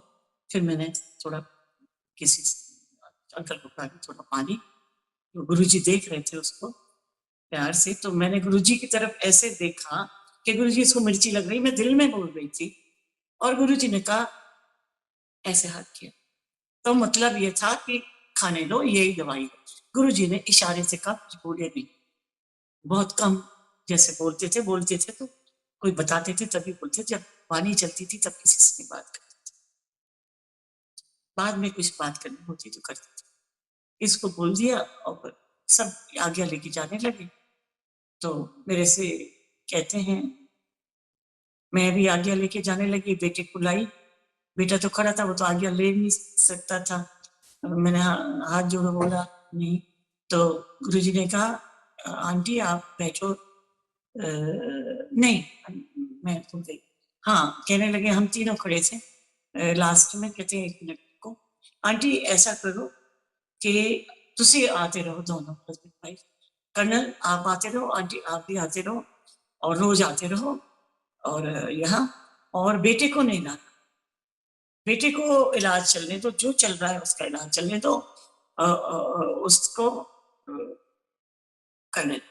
ये नहीं बोला उन्होंने कि मेरे लंगर खाने से ही ब्लेसिंग मिली, वो तो हमको पुराने लोग थे जो सिंगला अंकल वगैरह, उन्होंने कहा कि गुरुजी ने इसलिए बोला कि आप खा रहे हैं और बेटे को नहीं बुला रहे हैं ब्लेस करने के लिए, तो इसलिए इसके अंदर ही दवाई है, मतलब मैं खा रही हूँ तो मेरा पूरा परिवार ब्लेस हो जाता है, ये मतलब था। गुरुजी ने नहीं कहा कि तुम आते रहो तो लंगर खाओगे तो बेटा ठीक होगा, ऐसा नहीं बोला। उन्होंने कहा तुसी आते रहो, बेटे को नहीं लाना, बेटे को वहीं रहना, हॉस्पिटल में इलाज चलने दो, कोई बात नहीं, चिंता नहीं करो, ये बोल, इतना बोला। तो बड़ी तसल्ली, ऐसे जैसे कि मैं तो बस तर गई, पता नहीं कितनी गंगा स्नान करके तर जाता है, कोई नजर नहीं आया। मैंने कहा शिव जी की पूजा करती है, आज मेरे साक्षात शिव जी बैठे दिखाई दिए बहुत दफा। फिर हम आ, फिर कहने लगे कि बुलाया, उलट के बुलाया, कहते गल सुनो रेणु आंटी। मैं गई, ये लोग आगे तक पहुंच चुके थे। मैं कहा हाँ जी गुरु जी। पंजाबी में बोला कि ये करना, कोई जग खरीदना कर जाके, आज ही खरीद लेना या कल खरीद लेना, जग खरीदना कोई 1.5 लीटर के करीब, तो बड़ा जग, ऐसे इशारा किया, और ढक्कन होना चाहिए, और अच्छा सा तांबे का जग लेके, और कल आना, शाम जरूर लेके आना। मैंने कहा ठीक है गुरु जी ले आएंगे। तो उस टाइम तो रात हो गई थी, 11-12 बज गए थे। तो हम चले गए, तो हमने सुबह से इसको तो छोड़ दिया हॉस्पिटल में, और इसके बाद सुबह से हमने जग ढूंढना शुरू किया, अच्छे जग नहीं मिल रहे थे। फिर एक बहुत अच्छी दुकान मिली, हम लोग सरोजनी नगर लगे गए, वहां से जाके एक अच्छा बड़ा जग, बहुत प्यारा और चमकता हुआ और एकदम असली, मैंने कहा महंगा कितना ही हो, एकदम अच्छा चाहिए, क्योंकि मैं खुद रखती हूँ शिव जी के पूजा में ग्लास, तो बढ़िया सा रखती हूँ। तो मुझे नहीं मालूम था कि वो जग क्यों मंगा रहे हैं, मुझे कुछ आइडिया नहीं, मुझे किसी ने कुछ नहीं बताया, 2 दिन में क्या कोई बताया। इसके बाद मैं एक पैकेट में लेके पहुंच गए, कूदते हुए, इतनी खुशी होती थी कि कार पार्क करते थे, जब तक मेरे हस्बैंड देते, बस दौड़ी दौड़ी, हल्की थी तब, इतनी भारी नहीं थी, ठीक थी, चलिए भागे भागे चले जाते थे। तब हिप जॉइंट सर्जरी भी नहीं हुई थी, तो बाद में हुई है, तो कोई दिक्कत नहीं, बैठने में भी दिक्कत नहीं, और वहां भागे भागे चले। मैंने क्या किया कि उसको मैंने, जहां मैं बैठती थी राइट साइड को, हमेशा मेरे थोड़े से बैक में दर्द थी, मेरे एक एक्सीडेंट हुआ था बहुत पहले, तो मेरे बैक में ना मुझे सहारे की जरूरत होती थी। तो मैं, और ऑपरेशन भी हुआ था बैक में, मतलब बहुत ज्यादा बड़ा एक्सीडेंट था बहुत दिन पहले, तो मैं बैक में बैठने में दिक्कत होती थी। तो मैं ज्यादातर गुरु जी के राइट साइड को, जो दीवार है जहाँ आजकल गुरु जी के जो बड़ा सा तो संगत बैठी है, और गुरु जी का, मेरे प्यारे गुरु जी के रेड में खड़े हुए हैं मेरे परमात्मा, तो वहां कुछ नहीं होता था, एक गुरु जी की फोटो होती थी, तो मैं वहां बैठ जाती थी। तो फिर मैंने छुपा के उसको गुरु रख दिया जग को पीछे, और मैं गुरु जी को अपना बाहर दूर से ढोक, हर टाइम पैर नहीं छुए, ढोक मारा, ढोक कहते हैं हम राजस्थान में, मतलब माथा टेका, और गुरु जी की जो जोड़े हैं उनको मैं बहुत चूमती थी। एक आंटी ने बोला था कि तुम्हारा बेटा इतना बीमार है ना, तुम ना गुरु जी के जूतियों को चाट लेना। तो मैंने कहा अरे हाँ, इसमें तो इतनी खुशबू आती है, मैं तो चाट लूंगी। तो मैंने 1-2 दफा चाटी, फिर मैंने कहा कहीं झूठी ना हो जाए। फिर खैर मैं अपने माथा टेकती थी, सिर लगा देती थी, और खड़े होके अपना प्रसाद खाई, और मैं बैठ गई। फिर लंगर आया, लंगर खाया, लंगर खाने के बाद में सब बैठे थे, कुर्बानी चल रही थी, लोग जा रहे, तो मैं भी उठने लगी।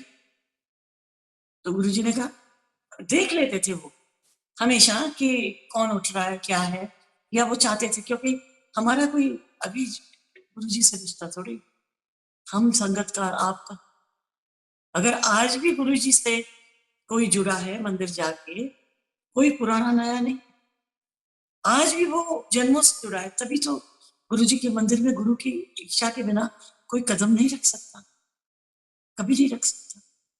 उनकी इच्छा होगी तो वो ही मैं ये सत्संग में कर रही, इतने दिनों से क्यों नहीं किया मीडिया में, क्योंकि नहीं थी आज्ञा। मुझे गुरु जी ने सपने में बोला कि तुम सत्संग करो, तो मैंने सन 14 से सत्संग शुरू किया, और वो मैंने एनुअल सत्संग से शुरू किया। गुरु जी का कमांडर शर्मा ने बुलाया, उन्होंने बहुत very nice of him, he is so kind.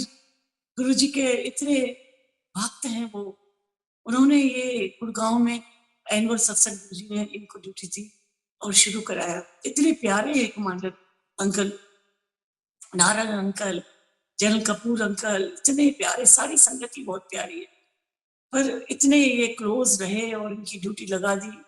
और इनके सत्संग सुनो तो कितना अच्छा लगता है। हमने सुन सुन के हम भक्त हुए ना, तो कुछ भी नहीं इनके सामने, जबकि हम साथ ही साथ हैं, जुड़े थे जनरल कपूर और मैं। और जनरल कमांडर अंकल ने मुझे कहा गाड़ी भेजो।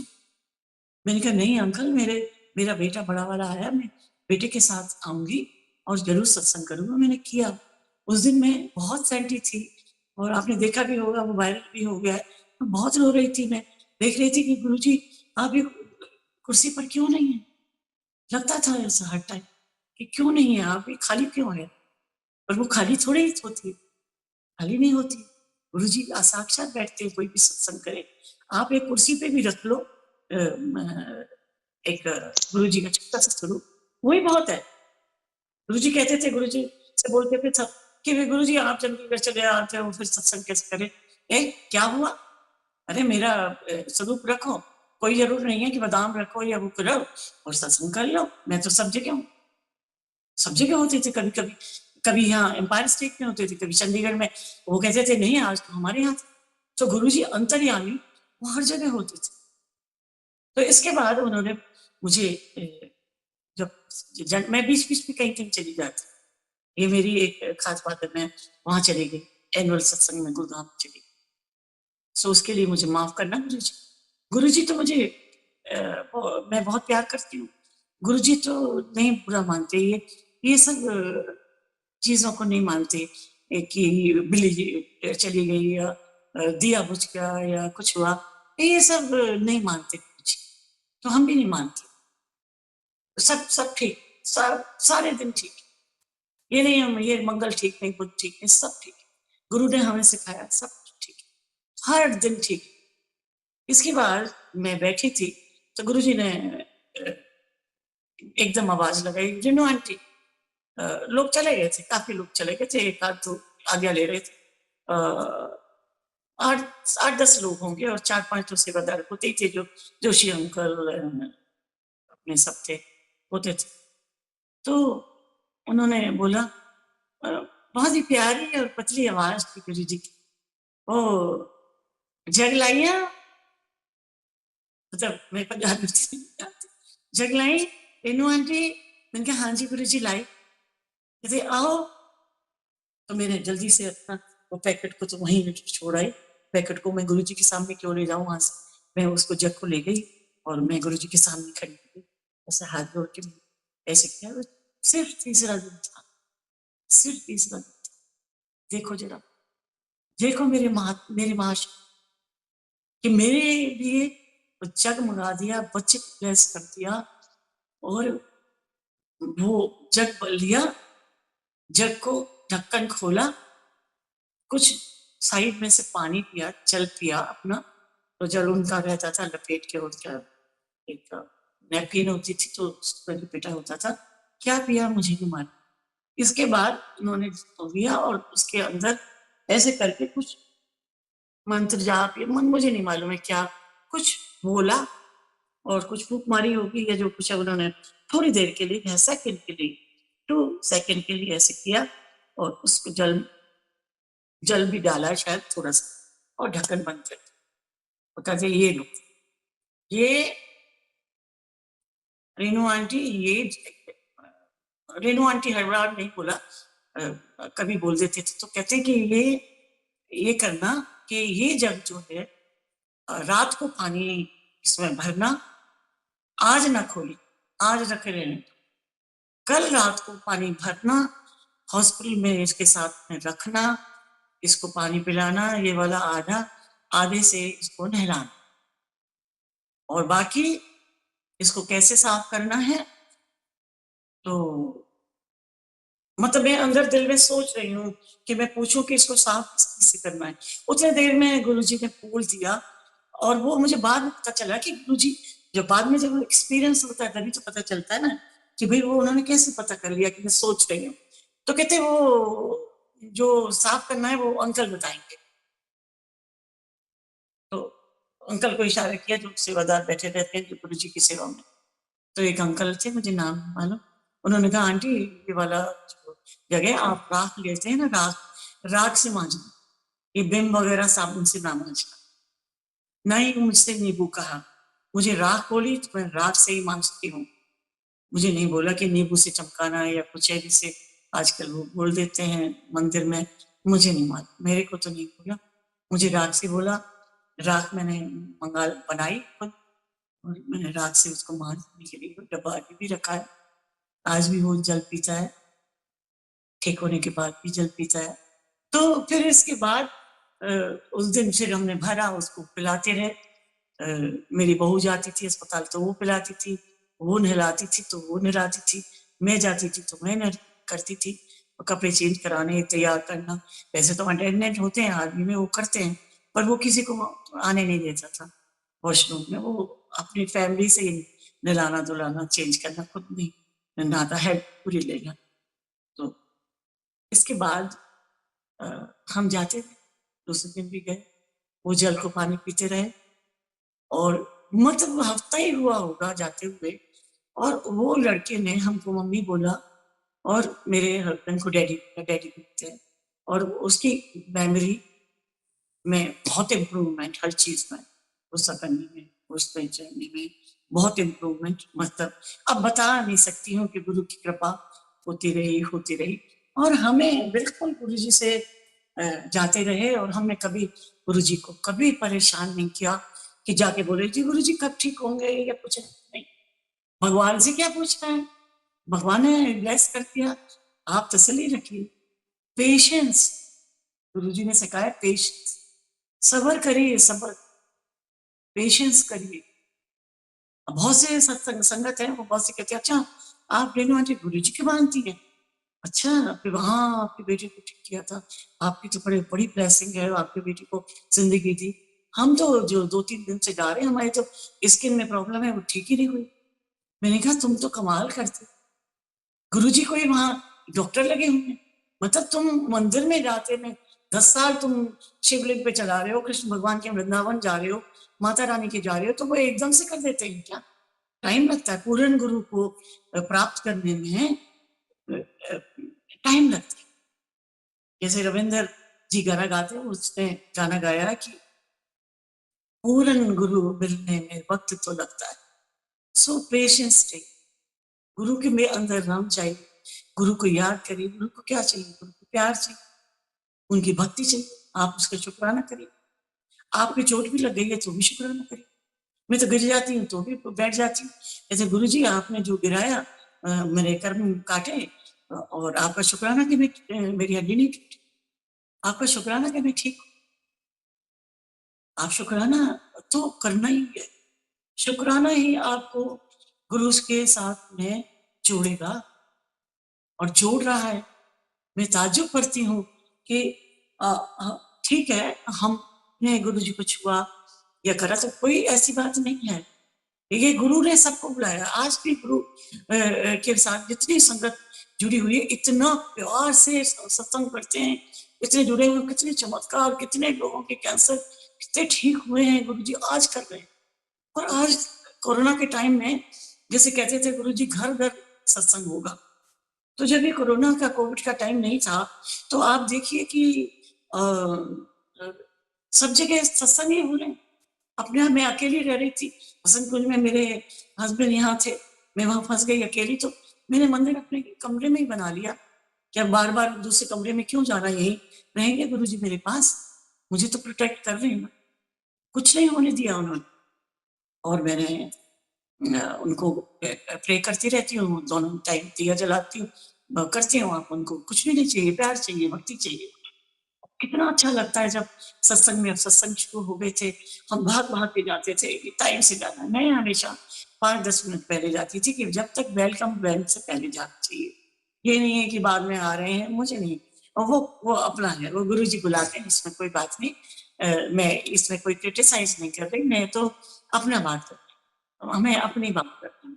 अगर मुझे गुरु जी सपने में आते हैं या मुझे ये कहते हैं कि ये खा लो वो खा लो, ये मेरी अपनी मर्जी है, मैं किसी को नहीं बताती कि तुम भी करना। मेरे सपने में आए ये हुआ, बहुत सपने में आए, गुरु जी समाधि के बाद बहुत सपने में आए, बहुत ही दर्शन है। अब मैं सपने से पहले कि गुरु जी ने किस कैसे ठीक किया वो बताऊं, क्योंकि सत्संग तो मेरा पूरा रात दिन नहीं बंद हो। अब बताती हूँ आपको कि क्या हुआ। मैं जाती रही और करते रहे, और गुरु जी तो मंदिर भी ले जाते थे सबको। गुरु जी का मंदिर तो तब एक हॉल सा था तब बस, और पीछे इधर कुटिया थी बहुत प्यारी जिसमें गुरु जी करते थे वो, और एक चारपाई पड़ी रहती थी जो होती थी मूछ की, वहां गुरु जी बैठते थे, कभी वहां भी चाय प्रसाद वगैरह करते थे। तब गुरु जी का मंदिर बना नहीं था, वो सिर्फ हॉल था, और मालिक काका रहते थे और सब जो थे अंकल, और गुरु जी का रूम था और गुरु जी का हॉल था। उसमें एक छोटा सा मंदिर भी था, वो मैं आपको बाद में बताऊंगी। फिर क्या हुआ कि हम जाते रहे, चलिए ये बात हो गई। गुरु जी प्यार देते रहे, हमें प्यार से खिलाते रहे, इतना प्यार से खिलाते रहे कि खुद नहीं खाते थे, हमें खिलाते थे। कभी कभी बार बार भी दे देते थे प्रसाद, तो वो प्रसाद किसके, और हम देखते रहे कि कितने कितने डिग्नेटरीज, जितने मिनिस्टर, चाहे प्रणब मुखर्जी, चाहे मायावती, चाहे वो मेनका गांधी, जितने भी मतलब जितने भी थे गुड़गांव में, और ये पंचकुला में रहे गुरु जी, जलंधर में रहे, वो आर्मी एरिया में ही है, तो आर्मी वाले सब गुरु जी को जब बोलते थे जलंधर वाले बाबा। मैं गुरु जी को बहुत पहले से मैं सुनती आई थी, तो मैं कहती थी कभी दर्शन करेंगे, क्योंकि इन्होंने हमारी जनरल अजय सिंह को जिंदगी दी थी। ये आपने सुना होगा, जनरल कपूर अंकल, मेरा मेरा भाई जनरल कपूर, आप सुन रहे हैं, आपकी बहन सत्संग कर रही है। I miss you general Kapoor, आप सुन रहे हैं ना भाई, हम सब मिस करते हैं। आप गुरु जी के पास है ना, आप कितने गुरु जी के चरणों में है ना मेरे भाई, पर बहुत मिस करते हैं, बहुत मिस करते हैं। आप बहुत सीखा आपसे, जहां भी हैं आप खुश हैं। फिर मैं चली गई, कहीं ना कहीं चली जाती हूँ। इसके बाद गुरु जी का पास जाते रहे और सब कुछ सुनते रहे। फिर गुरु जी के अब मैं बहुत सारी बातें बीच में सत्संग हो गए, गुरु जी ने कुछ और सत्संग मुझसे करवाए, वो मैं बाद में बताऊंगी। पहले मैं शादी की बात बता दूं कि गुरु जी, मैं जाती रही, मैंने एक सत्संग गुरु जी ने मुझे उठाया था, वो सत्संग भी मैंने किया था। वो मेरे बेटे का सत्संग नहीं था, वो कोई केस था पटियाला हाउस का, वो उसका सत्संग था, वो मैं बाद में बताऊंगी, नहीं तो बहुत लंबा हो जाएगा। तो गुरु जाते रहे, 1 महीना हो गया, अगस्त निकल गया, सितंबर निकल गया, अक्टूबर निकल गया, बहुत लोगों को देखते रहते थे, पुलिस आती रहती थी, बड़े बड़े लोग बहुत गुरु जी के पास आते थे, और गुरु जी अपने चमत्कार करते रहते थे। लोग हम बहुत अच्छे, हम लोग सीख गए थे तब, हम हो गए थे कि गुरु जी ये सत्संग करवा रहे हैं, कोई वो नहीं है, और कोई हमारी ईगो नहीं, कोई इफ एंड बट्स हम मैंने तो नहीं रखा। हाँ, मेरे हस्बैंड में थोड़ी थी वो थी, वो गुरु जी ने बताई। कैसे बताई, मेरे से कहते हैं अक्टूबर का, अक्टूबर भी निकल गया, उससे पहले तो कहीं कहीं ले जाते थे, एक जगह ले गए थे, पर ये वाली बात बता रही हूँ, ये था दिसंबर था, 26 तारीख थी शायद, मेरे पास उनके चिट्ठी, तो कहते रेनो आंटी रुक जा, ऐसे प्यार से बोले, पतली सी आवाज। तब तक तो हम हो गए थे 4-5 महीने पुराने, तो मैंने कहा हाँ जी गुरु जी, तो कहते रुको। मेरे हस्बैंड तो पीछे खड़े, सामने नहीं आए, थोड़े से दूर खड़े, कोई कहते हैं वो, कहते हैं ओए कार्ड लाना, और सेवादार से कहा देना जरा कार्ड लाओ, कार्ड लाओ, मेरे आंटी को कार्ड देना, अपना यहाँ थाई पे रख के और ऐसे करके, और पेन लिया, पेन लिखने लगा, थोड़ा सा रुका पेन, ऐसे से किया, फिर रेनू आंटी एंड फैमिली, और तारीख लिख दी,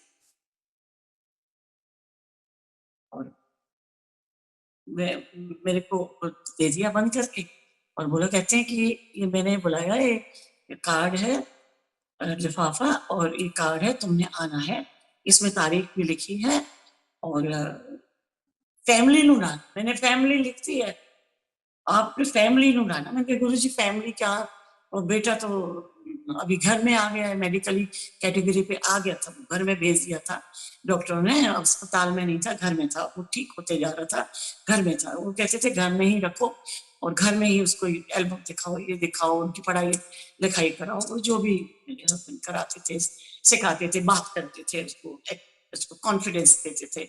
बहुत मेहनत की मेरे हस्बैंड ने उसके ऊपर, पर गुरुजी की जो ब्लेसिंग चल रही थी जो जल से, वो तो अपरंपार है, तो भगवान की ब्लेसिंग थी, वो तो अमृत, अमृत भी थी, अमृत है आज भी अमृत।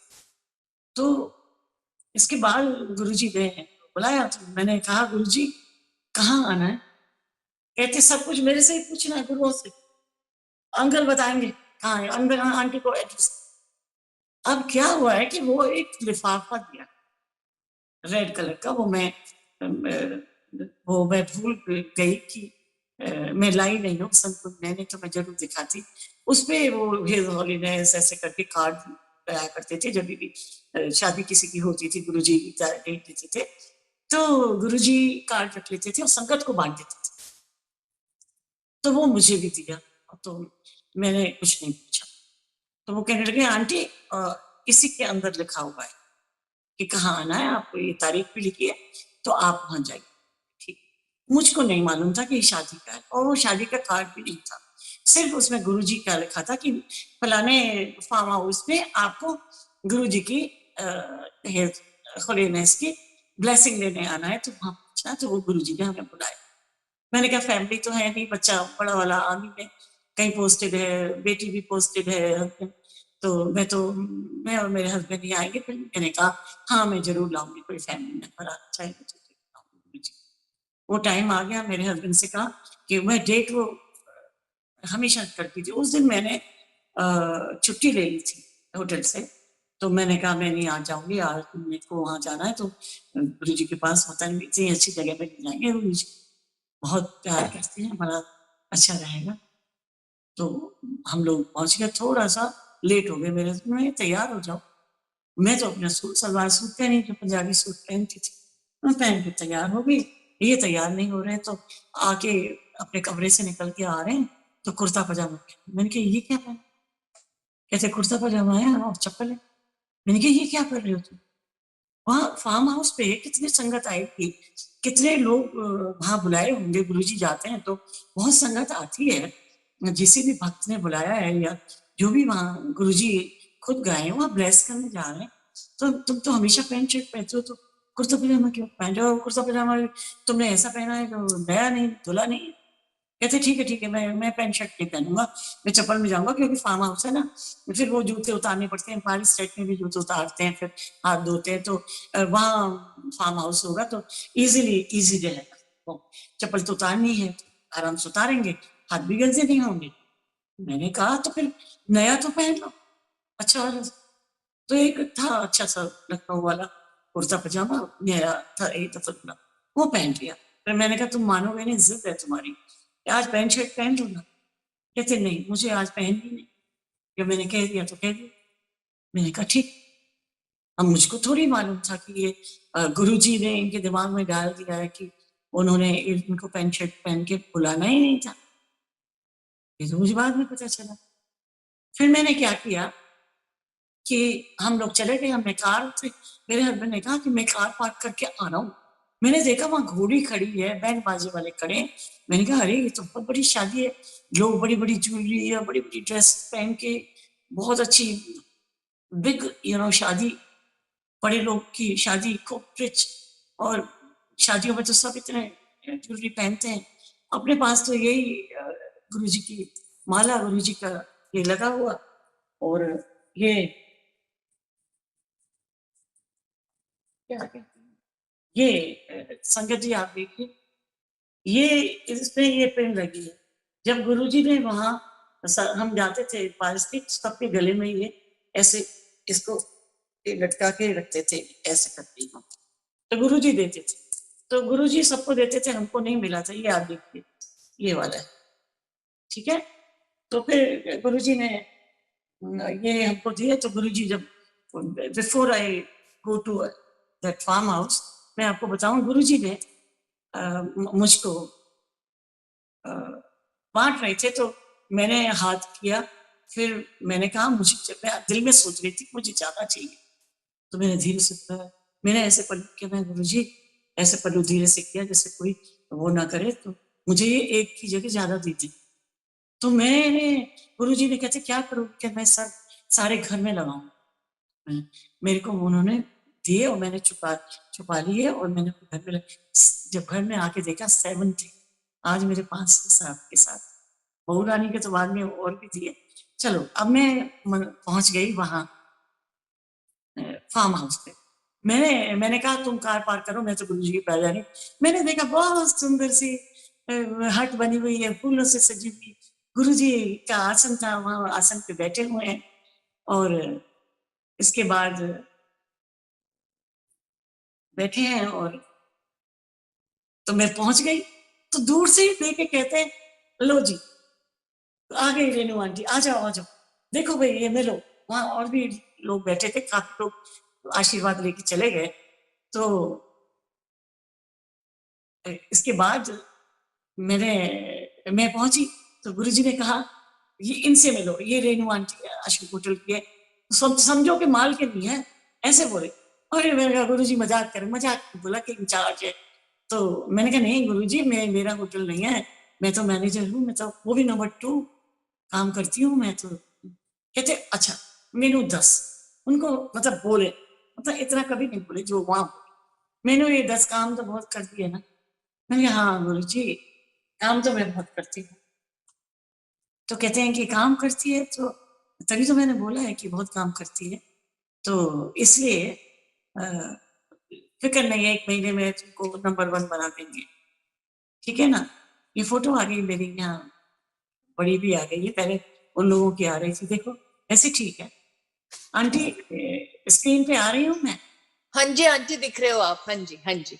हाँ अच्छी तरह सुनाई दे रहा है ना? बिल्कुल क्लियर, हाँ जी आंटी। कितना टाइम हो गया मैं और सुना, अभी तो मेरा पूरा हुआ ही नहीं। हाँ नहीं नहीं आंटी, थोड़ा और आराम से सुनाओ आप, बिल्कुल। अच्छा हाँ ठीक। जी। इसके बाद में गुरुजी ने कहा कि ये है, तो मैंने कहा नहीं गुरुजी, कहते 1 महीने में बना दूंगा मैं तुमको नंबर 1। और मैं बैठ गई गुरुजी के पास, ऐसे ही बैठी थी, कोई पैर नहीं दबा रही थी, ऐसे बैठी थी।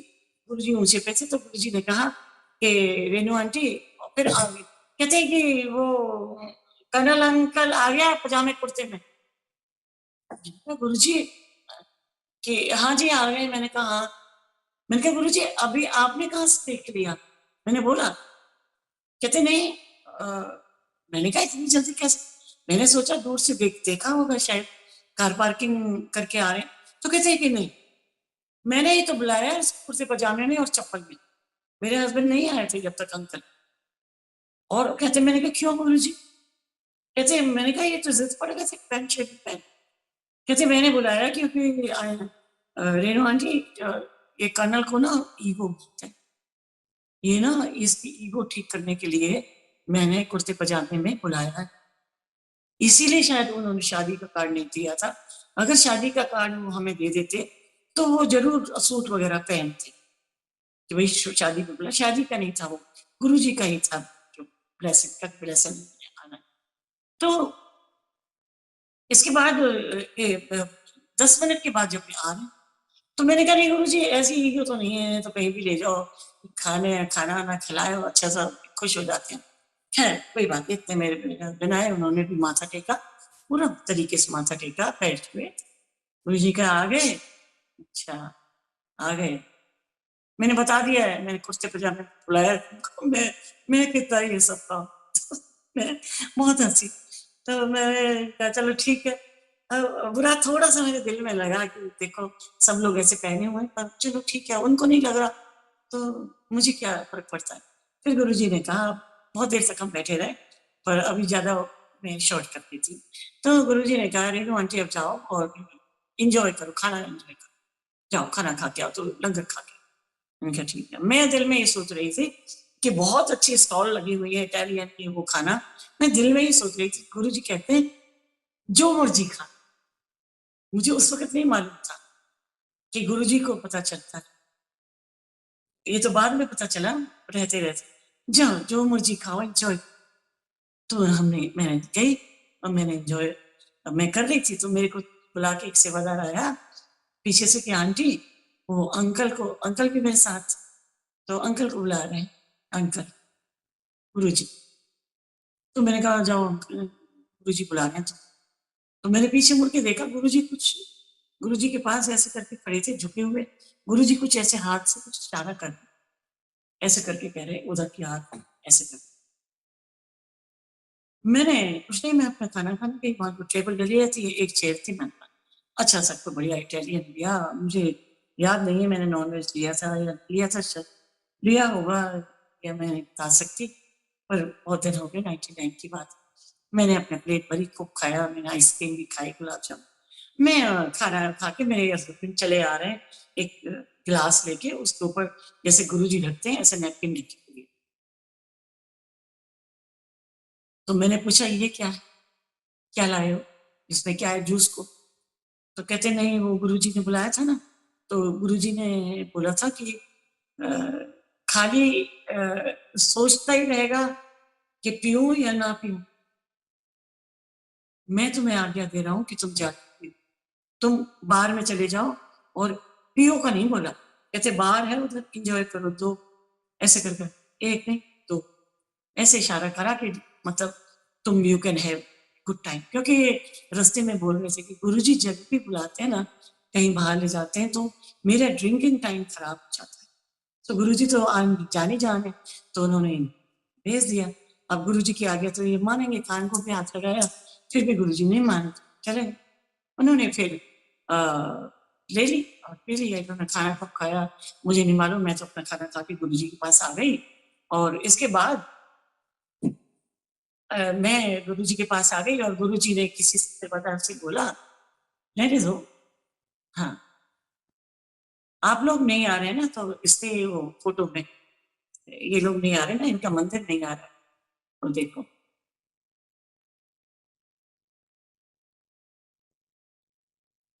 आप लोग भी वीडियो नहीं आ रहे, धीरेजा। आंटी अब आ रहे हैं? हाँ मैं आ रही हूँ, ऊपर भी आ रही हूँ, आप काम, हाँ अब ठीक, हाँ जी, हाँ अब जी, ठीक, हाँ जी हाँ आंटी। आपका भी आना जरूरी है ना, मुझे मंदिर दिख रहा है गुरु महाराज का। चलिए अच्छा फिर आंटी। इसके बाद गुरु महाराज ने क्या किया कि बाहर बहुत बड़ी पार्टी, और ये मुझे पता चला, ये जो किरण सूद आंटी है ना, जो गुरुजी की बहुत क्लोज है, जो सुधा आंटी से भी बहुत क्लोज हैं, और गुरुजी के उनकी उन्हीं की बेटी दिव्या की शादी थी। ये मुझे बाद में पता चला कि दिव्या की शादी थी, और मुझे उन्होंने ही बताया, किरण आंटी ने, कि सबको बताती है कि ये आंटी नो आंटी मेरी बेटी की शादी में आई थी। तो फिर गुरुजी ने कहा जो कारपेट होता है ना, अब विंटर का टाइम था, तो मैं तो स्वेटर नहीं पहन के गई थी, मैंने सोचा कि होगा, तो बाहर लगा दिया, गुरुजी का आसन लगा दिया, और गुरुजी के आसन लगा दिया, और वहां पंजाबी फोक डांस वाले आए हुए थे और वो भंगड़ा कर रहे, कुछ गा रहे, कुछ कर रहे। मैंने सोचा कि झल कपूर और ये सब और जितने भी हैं, जब वहां बारिश सेट पे भी मुझे मौका मिला पैर दबाने का, मैं भी पीछे क्यों हटूं, कभी कभी थोड़ी देर को मिला। मैंने कहा आज मुझे अच्छा मौका मिला है, खुश भी है आज। मैंने जैसे ही वो चलने लगे अपने वैसे मुस्कुराते हुए, मेरे भगवान वो कुर्सी पे बैठे म्यूजिक सुनने के लिए, मतलब हट से, तो मैंने लेफ्ट में बैठ के अपना पैर कर लिया और पैर दबाने लगी। गुरु जी अपना म्यूजिक सुन रहे हैं और गान खूब इंजॉय कर रहे हैं, खूब। अब जैसे म्यूजिक रुका, उसमें इतनी अच्छी पार्टी आई हुई थी, नाच रही थी पंजाबी टप्पे, लश्कारा, लौंगदा लश्कारा, और गुरु जी को बहुत पसंद था ये लौंग लश्कारा। गुरु जी हमेशा हाथ चलाते रहते थे, कि मतलब उनको म्यूजिक का बहुत शौक हमेशा। तो मैं पैर दबा रही, कुछ मना नहीं किया, मैं मना करती रही, मेरी तरफ देखते रहे। म्यूजिक रुका तो गुरुजी ने बोला, ये सुनने वाली बात है संगत जी, आप सुनिए। गुरुजी ने बोला, वो तो बोलते नहीं है, जब बोला तो तब बोल दिया कि रेनू आंटी आई है, इंट्रोड्यूस करा दिया, ये करा दिया, वो बात खत्म हो गई। आप एंजॉय कर रहे हैं, गुरुजी हमें एंजॉय करा रहे हैं। जितनी संगत आई थी, हमें नाम भी नहीं जानती, सब बैठ गए गुरुजी के पास, पूरे कारपेट पे हमारी संगत थी, माँ सब बैठ गए मेरे अपने गुरुजी के साथ सट के। मुझे सर्दी भी लग रही थी, तो उनका चोला मुझे गर्मी दे रहा था, जैसे कि कोई मुझे, मतलब मुझे बहुत सर्दी लग रही थी, मैंने स्वेटर ही नहीं लिया था, समझ का ध्यान ही नहीं किया ये अंदर होगा। इसके बाद गुरुजी ने मेरी तरफ देखा, कहते रेनू आंटी वो मैं पूछना चाहेगा कि फैमिली क्या चाहती है, ये वर्ड। मैंने कहा गुरुजी किस किस बारे में फैमिली? कहते तुम मेरे से जुड़ी हो ना तो बेटे के लिए जुड़ी हो ना, बेटा बीमार, बेटे को हेरिंग लड़ाई में। मैंने कहा हाँ जी। कहते क्या बोलते हैं? मैंने कहा फैमिली क्या बोलेगी, अंकल जरूर बोलते हैं कि गुरुजी के ब्लेसिंग से और ये बेटा ठीक हो रहा है, बस इतना मांगते हैं, मतलब ब्लेसिंग आपसे, अंदर अंदर आपको ब्लेसिंग मांगते हैं कि, और बोलते नहीं है, पर आप पूछ रहे हैं तो मैं बता रही हूँ, मुझे कोई फिक्र नहीं है गुरुजी, आपकी ब्लेसिंग बहुत है। मैं आपका बहुत शुक्रगुजार हूँ कि वो बहुत ठीक हो रहा है, काफी ठीक हो गया, वो सब कुछ पढ़ने लिखने लगा, सब कुछ है, बहुत ठीक हो गया था तब तक, बहुत ठीक, मतलब ऑलमोस्ट ठीक था, हो गया था, मतलब ये बस कोई भगवान ही कर सकता और कुछ नहीं कर सकता। तो गुरुजी ने कहा कि क्या चाहते? मैंने कहा गुरुजी यूनिफॉर्म चाहते हैं कि ये बिस्तर में ना लेटा रहे, कहीं आर्मी वाले इसको कहें कि ये बिस्तर में ही ना लेटा रहे, ये फिर से आर्मी की नौकरी कर सके। वही वाली बात हो गई ना, जैसे सत्यवान सावित्री ने रोक के जमराज को ये कहा कि मेरे को, वो उससे क्या चाहिए, उसने ये तो नहीं कहा ना कि मेरे पति की उम्र दे दो। तो वही बात मैंने कर दी, पर मैंने अनजाने में की है, मैंने ये नहीं करा कि मैं कोई लालच में बोला है, मैंने बोला यूनिफॉर्म, हम लोग तो आर्मी वाले यही कहते हैं कि यूनिफॉर्म पहन ले, इसका मतलब है ड्यूटी करते। तो सावित्री ने जो है यमराज को बेवकूफ बनाया कि मेरे ना, कहते और कुछ भी मांग ले, आदमी अपने पति की उम्र ना मांगना। तो उसने बोला कि मेरे 100 पुत्र हो, तो उसने कहा तथास्तु। फिर चल पड़ी सावित्री। फिर यमराज ने रोका, अब क्यों आ रही? कहते कि मेरे पुत्र कहां से होंगे अगर मेरा पति नहीं होगा तो। सो यूनिफॉर्म, मैंने बोला कि मेरे यूनिफॉर्म चाहते हैं, मेरा अंकल चाहते हैं कि आपकी ब्लेसिंग से यूनिफॉर्म पहन ले। तो कहते हैं कि जाओ कल्याण की था, बोला पहली दफा, वैसे कहते थे वहां की ठीक हो रहा है, ठीक हो जाएगा, चिंता ना करो, अंकल से बोलते थे, मुझे भी कहते थे कभी कभी जब आ गया कि चिंता ना किया करो, जैसे कभी चिंता करते थे तो बोलते थे। पर कल्याण की था उन्होंने उधर शादी में बुलाया 4-5 महीने बाद, मतलब देखिए मई में लड़ाई हुई, जून जुलाई अगस्त में आई, सितंबर अक्टूबर नवंबर दिसंबर, 8 महीने के बाद में उन्होंने कहा कल्याण की था। तो मैंने कहा मुझे मालूम नहीं था कल्याण की था क्या होता है, मुझे नहीं मालूम कि कल्याण कितना, मुझे अब सीख गई हूँ भाई ठीक किया, ब्लेस किया। मैंने कहा गुरुजी कल्याण कितना क्या क्या मतलब? तो कहते कल्याण कितना नहीं समझती? नहीं गुरुजी। कहते कि मैंने यूनिफॉर्म पहना दी। मैंने कहा कब? कहते कि आज क्या है, 26 है, 26 थी तरह 26 1 तारीख 2000 आ रहा है ना, 1 तारीख को यूनिफॉर्म पहनेंगे और पूरी मैंने कहा यूनिफॉर्म पहने का नौकरी करेगा? हाँ हाँ, तो नौकरी करेगा, रिटायर तक करेगा, और बच्चे भी होंगे, मुंडे भी होंगे, ऐसे करके बोल दिया। मैं तो ताज्जुब में हो गई। मैंने कहा जय गुरु जी, थैंक यू गुरु जी, और मैं करती रही और काफी देर तक चलता रहा। मेरे से कहने लगे थक गई? मैं नहीं गुरु जी थकी नहीं, और मैं दबाती रही 1 घंटा, हमने म्यूजिक सुना, इसके बाद वो म्यूजिक बंद हो गया। गुरु जी ने, कुछ लोग आ गए जो भी जिन्होंने बुलाया, कहा कि यार हमें गुरुजी से आज्ञा ली, पहले गुरुजी चले गए, हम अपने घर आ गए। मैंने रास्ते में अपने हस्बैंड को बताया कि गुरुजी ने मुझे कल्याण की तरफ बुलाया, कल्याण मतलब उन्होंने ब्लेस कर दिया। आज उन्होंने ये कह दिया, डेट बता दी है 1 तारीख को वो ड्यूटी ज्वाइन करेगा। तो मेरे हस्बैंड की ईगो तो, अब वो तो कहते हैं कि आज भी कह रहे हैं कि हाँ ईगो थी, गुरुजी सही कहते हैं, कभी कभी अभी भी ईगो आ जाती है मेरे को, सही कहते हैं। तो क्या हुआ कि उन्होंने मैंने रस्ते में बोला तो कहते हैं अरे तुमको खुश करने के लिए, तुम ज्यादा ना गुरुजी से प्यार बहुत करती हो, और तुम्हें खुश करने के लिए बेटा को यूनिफॉर्म पहना देंगे और वो नौकरी करेगा, तो बच्चे होंगे, मुंडा होएगा, ये होएगा और 2 होंगे, ये तुम खुश है। कहते वो ठीक तो हुआ नहीं है, यूनिफॉर्म क्या पहनेगा, अभी पूरी तरह से जाएगा, नौकरी कैसे करेगा जब तक बिल्कुल ठीक ना हो। ये गुरुजी बहुत लोगों को जानते हैं, chief of the army staff से करके कुछ कर लेंगे, ऐसे तुम्हें कुछ किया। मैं घर पहुंच गई, हम फिर आते रहे गुरुजी के पास। इसके बाद हम आते रहे, 27-28 तारीख को फिर गुरुजी ने कुछ नहीं बोला। 28 दिसंबर 29 या 30 दिसंबर को एक लेटर आता है रजिस्टर्ड आर्मी हेडक्वार्टर से कि so and so captain has to join the unit on first। वो जो इंग्लिश में जो होता है डेट so and so जैसा वो लिखते हैं। मैंने कहा लो, कर दिया गुरुजी ने यूनिफॉर्म पहना दी। देखा तुम कह रहे थे, कहते हैं नहीं, अरे ये तो गुरुजी ने chief of the army staff को जानते हैं, उससे चिट्ठी लिखवा दी होगी। अब ये कहाँ नौकरी करेगा, यूनिफॉर्म भी नहीं, ये नहीं है।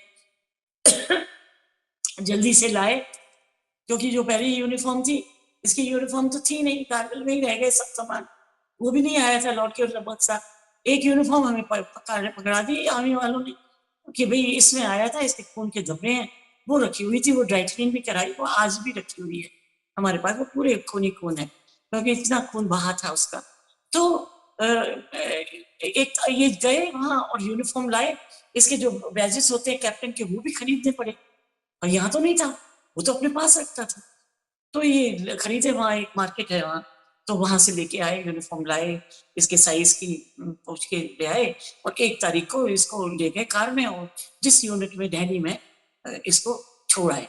वहां के उन्होंने कहा कोई बात नहीं, ये से वुंडेड है का मतलब बहुत वुंडेड है, आप चिंता ना करें, तो जितना भी ये बैठेगा तो बैठे उसमें। तो मेरे हस्बैंड ने कहा नहीं, ये अच्छा रहेगा, यूनिफॉर्म पहनेगा और सब जगह थोड़ा सा घूमेगा। वो सीओ ने बोला, कमांडिंग ऑफिसर ने, कि आप राउंड मार लिया करो कैप्टन। तो कहते यस सर, बोला बोला साइन भी किया वहां कि भाई मैं ड्यूटी पे आया, यस सर, सब कुछ इंग्लिश वगैरह सब बोला। पर दवाइयां जो खाते थे उससे वो कभी कभी सो जाता था। तो फिर इसके बाद उन्होंने रिंग किया सीओ ने कि आप ऐसा करो, ले जाओ। जब तक मेरे हस्बैंड वहां छोड़ते तब तक धौला कुआं क्लब में बैठ जाते थे। तो 3-4 घंटे ड्यूटी के बाद शाम को 4-5 घंटे उन्होंने बोला कि रखो, इसके बाद तुम ले जाओ। तो वो घर नहीं वापस आते थे, धौला कुआं बैठते थे, अपना लंच वंच करते थे, फिर इसको कार में ले आते थे। तो फिर इसको कार में ले आते थे और ये ड्यूटी करता रहा। इसने 4-5 ड्यूटी की, और जब मैं जनवरी में 1 तारीख को मैं गुरुजी के पास नहीं गई, क्योंकि मेरे होटल के अंदर सेलिब्रेशन होता है न्यू ईयर का। तो as a head of the department HOD थी मैं तब, गुरुजी ने बना दिया था, वो भी एक सत्संग है, वो अगले बार सुनाऊंगी, जो मैं एचओडी बन गई थी तब तक।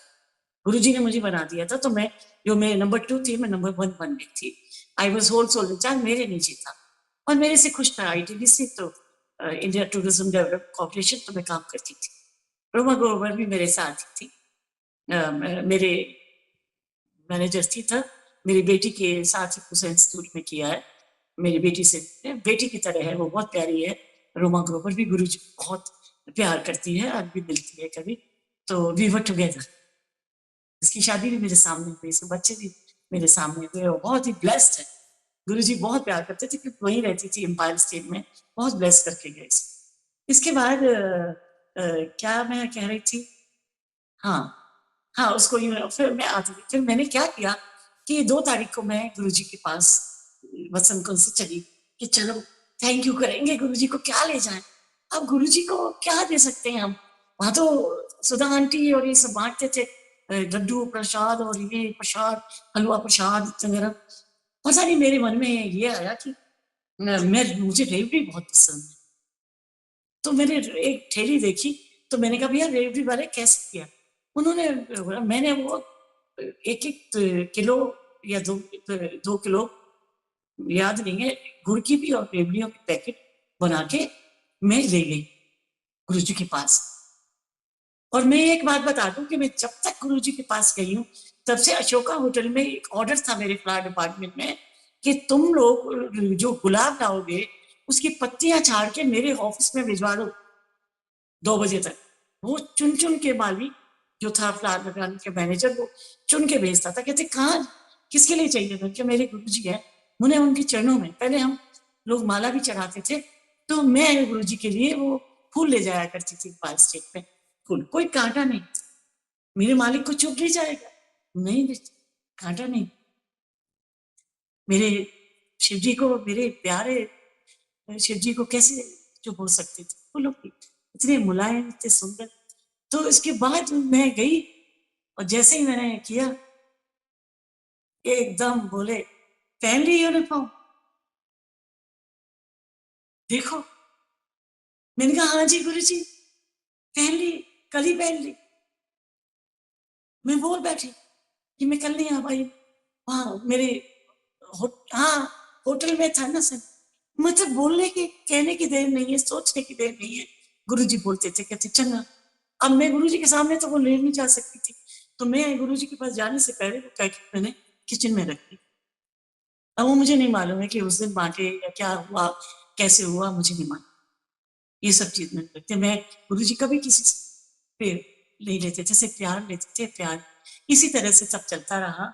और फिर मैं गुरुजी के पास आती रही और 4-5 महीने के बाद मेरा बेटा पटियाला निकल गया, मतलब वो अपनी यूनिट में पंजाब चला गया और उसकी वाइफ भी चली गई। तो फिर मैं बीच बीच में छुट्टी लेके ना महीना भर चली जाती थी वहाँ, जैसे एम्पायर स्टेट से नहीं गए 1 महीने उसके पास। उसको मेरी जरूरत थी क्योंकि उसका पैर मसाज करना होता था, और जो पैर लड़का रहा था वो गुरुजी के अमृत से, और जो जल प्रसाद अमृत से, अमृत है, आज भी अमृत है। वो तो गुरुजी का ब्लेस करा हुआ लोटा, और वो है जगह इतना बड़ा, आज भी वो पी रहा है। और धीरे धीरे करके ये नहीं मैं कहती कि बिल्कुल परफेक्ट हो गया, पर जब यूनिफॉर्म पहनी उसने ड्यूटी की और वो करा। फिर फुल कर्नल की उस करा, फुल कर्नल की यूनिफॉर्म में मैंने कहा चलो ये पहन के तुम करो। कमांडर शर्मा से कहा, कमांडर शर्मा यूनिफॉर्म पहन के वो मंदिर में आ सकता है? कहते बिल्कुल आ सकता है, क्यों नहीं आ सकता, कौन मना करेगा। तो वो कहता है मैं नहीं जाऊंगा, तुम मुझे बुद्धू बनाती हो, मैं वहां पागल लगूंगा, मैं यूनिफॉर्म में गुरु जी के मंदिर नहीं जाऊंगा, ऐसे ही जाऊंगा कपड़े पहन के। मैंने कहा ठीक है, तुम्हें यूनिफॉर्म रख चाहिए। मैं अपने यूनिफॉर्म ब्लेस करा गई, एम्पायर स्टेट गई। मैंने गुरु जी के सामने कहा, जब गुरु जी ने समाधि ले ली इसके बाद, मैं गुरु जी ये देखिए, ये आपके बेटे की ले लिया और कर रहा है, बहुत शुक्र कर रहा है। ऐसे करके उसने यूनिट ज्वाइन कर ली, हम जाते रहे और बीच बीच में 2002 में मैं रिटायर हो गई और तब तक चलते रहे। फिर 2002 में मेरे बेटे को जरूरत पड़ी और इसके बाद उसको एक बेटा हुआ, गुरुजी ने ब्लेस किया, तो वो आज 19 साल का है। इसके बाद 6 साल तक कोई बच्चा नहीं था, तो मैंने ऐसे दिल में बोला, जब गुरुजी समाधि ले चुके थे। इसके बाद हम मंदिर भी गए, वो अभी टाइम नहीं होगा, एक मंदिर वाला थोड़ा सा बता देती हूँ कि जब मैं 2002 में चली गई, तो मैं 2004 में भी चली गई थी एंड में। तो वहाँ कोई अब्दुल कलाम प्रेसिडेंट थे, तो वहाँ इनकी यूनिट में क्या होता है कि कुछ कलर्स हैं, वो आर्मी वाले सुन रहे होंगे तो वो समझते हैं। कुछ परेड होती है, फिर वो उनका दिन होता है यूनिट का, रेजिंग डे होता है कि किस दिन ये रेज हुई है, तो वो सेलिब्रेट करते हैं। तो उसमें उन्होंने अब्दुल कलाम को बुलाया था, तो मैं 1 महीने पहले ही निकल गई थी, 2 महीने पहले। और मैं वहां रह रही थी, बच्चे के साथ भी रह रही थी, कि ग्रैंडसन के साथ भी। मैं गुरुजी से आज्ञा नहीं ली थी, ये मैं भूल गई। तो मैंने जब वहां मैं आई, मुझे हो गए 6-7 महीने, तो मैंने कहा अभी आ गए हम दिल्ली में, सुनो जल्दी से तैयार हो जाओ। कहते क्या कर रही हो, कल चलेंगे ना गुरु जी के पास। मैं कहा नहीं, मुझे आज ही जाना। मुझको बिल्कुल नहीं मालूम था संगत जी कि गुरु जी ने बुलाया, क्योंकि कर्म कटवाने से। और गुरु जी ने, और मुझे नहीं मालूम था वो 7 जुलाई थी, मुझे सचमुच नहीं मालूम था। तो मैंने बिल्कुल कोई डेट नहीं देखी, 7 जुलाई थी, 2005 की थी शायद।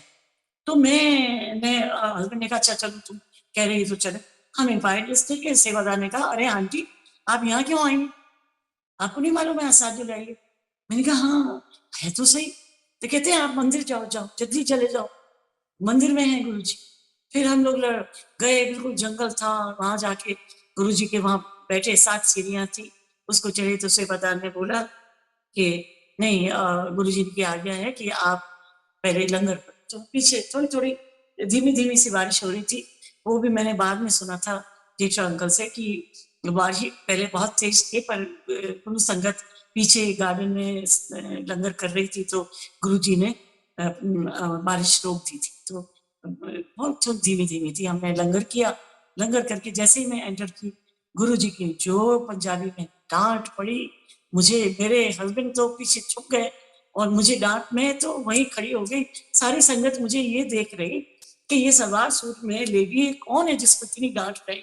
और गुरुजी पंजाबी में ये कह रहे थे, मैं आप सुनाती हूँ कि 8 महीने से गायब हो, तेनू लव रहा तो मतलब ये है कि बहुत बुरी डांट, मतलब वो कर्म काटे कि भाई कहाँ गई, और तुम गायब हो रहे हो, 8 महीने के बाद आ रहे हो, तो डांट तो पड़ेगी ना।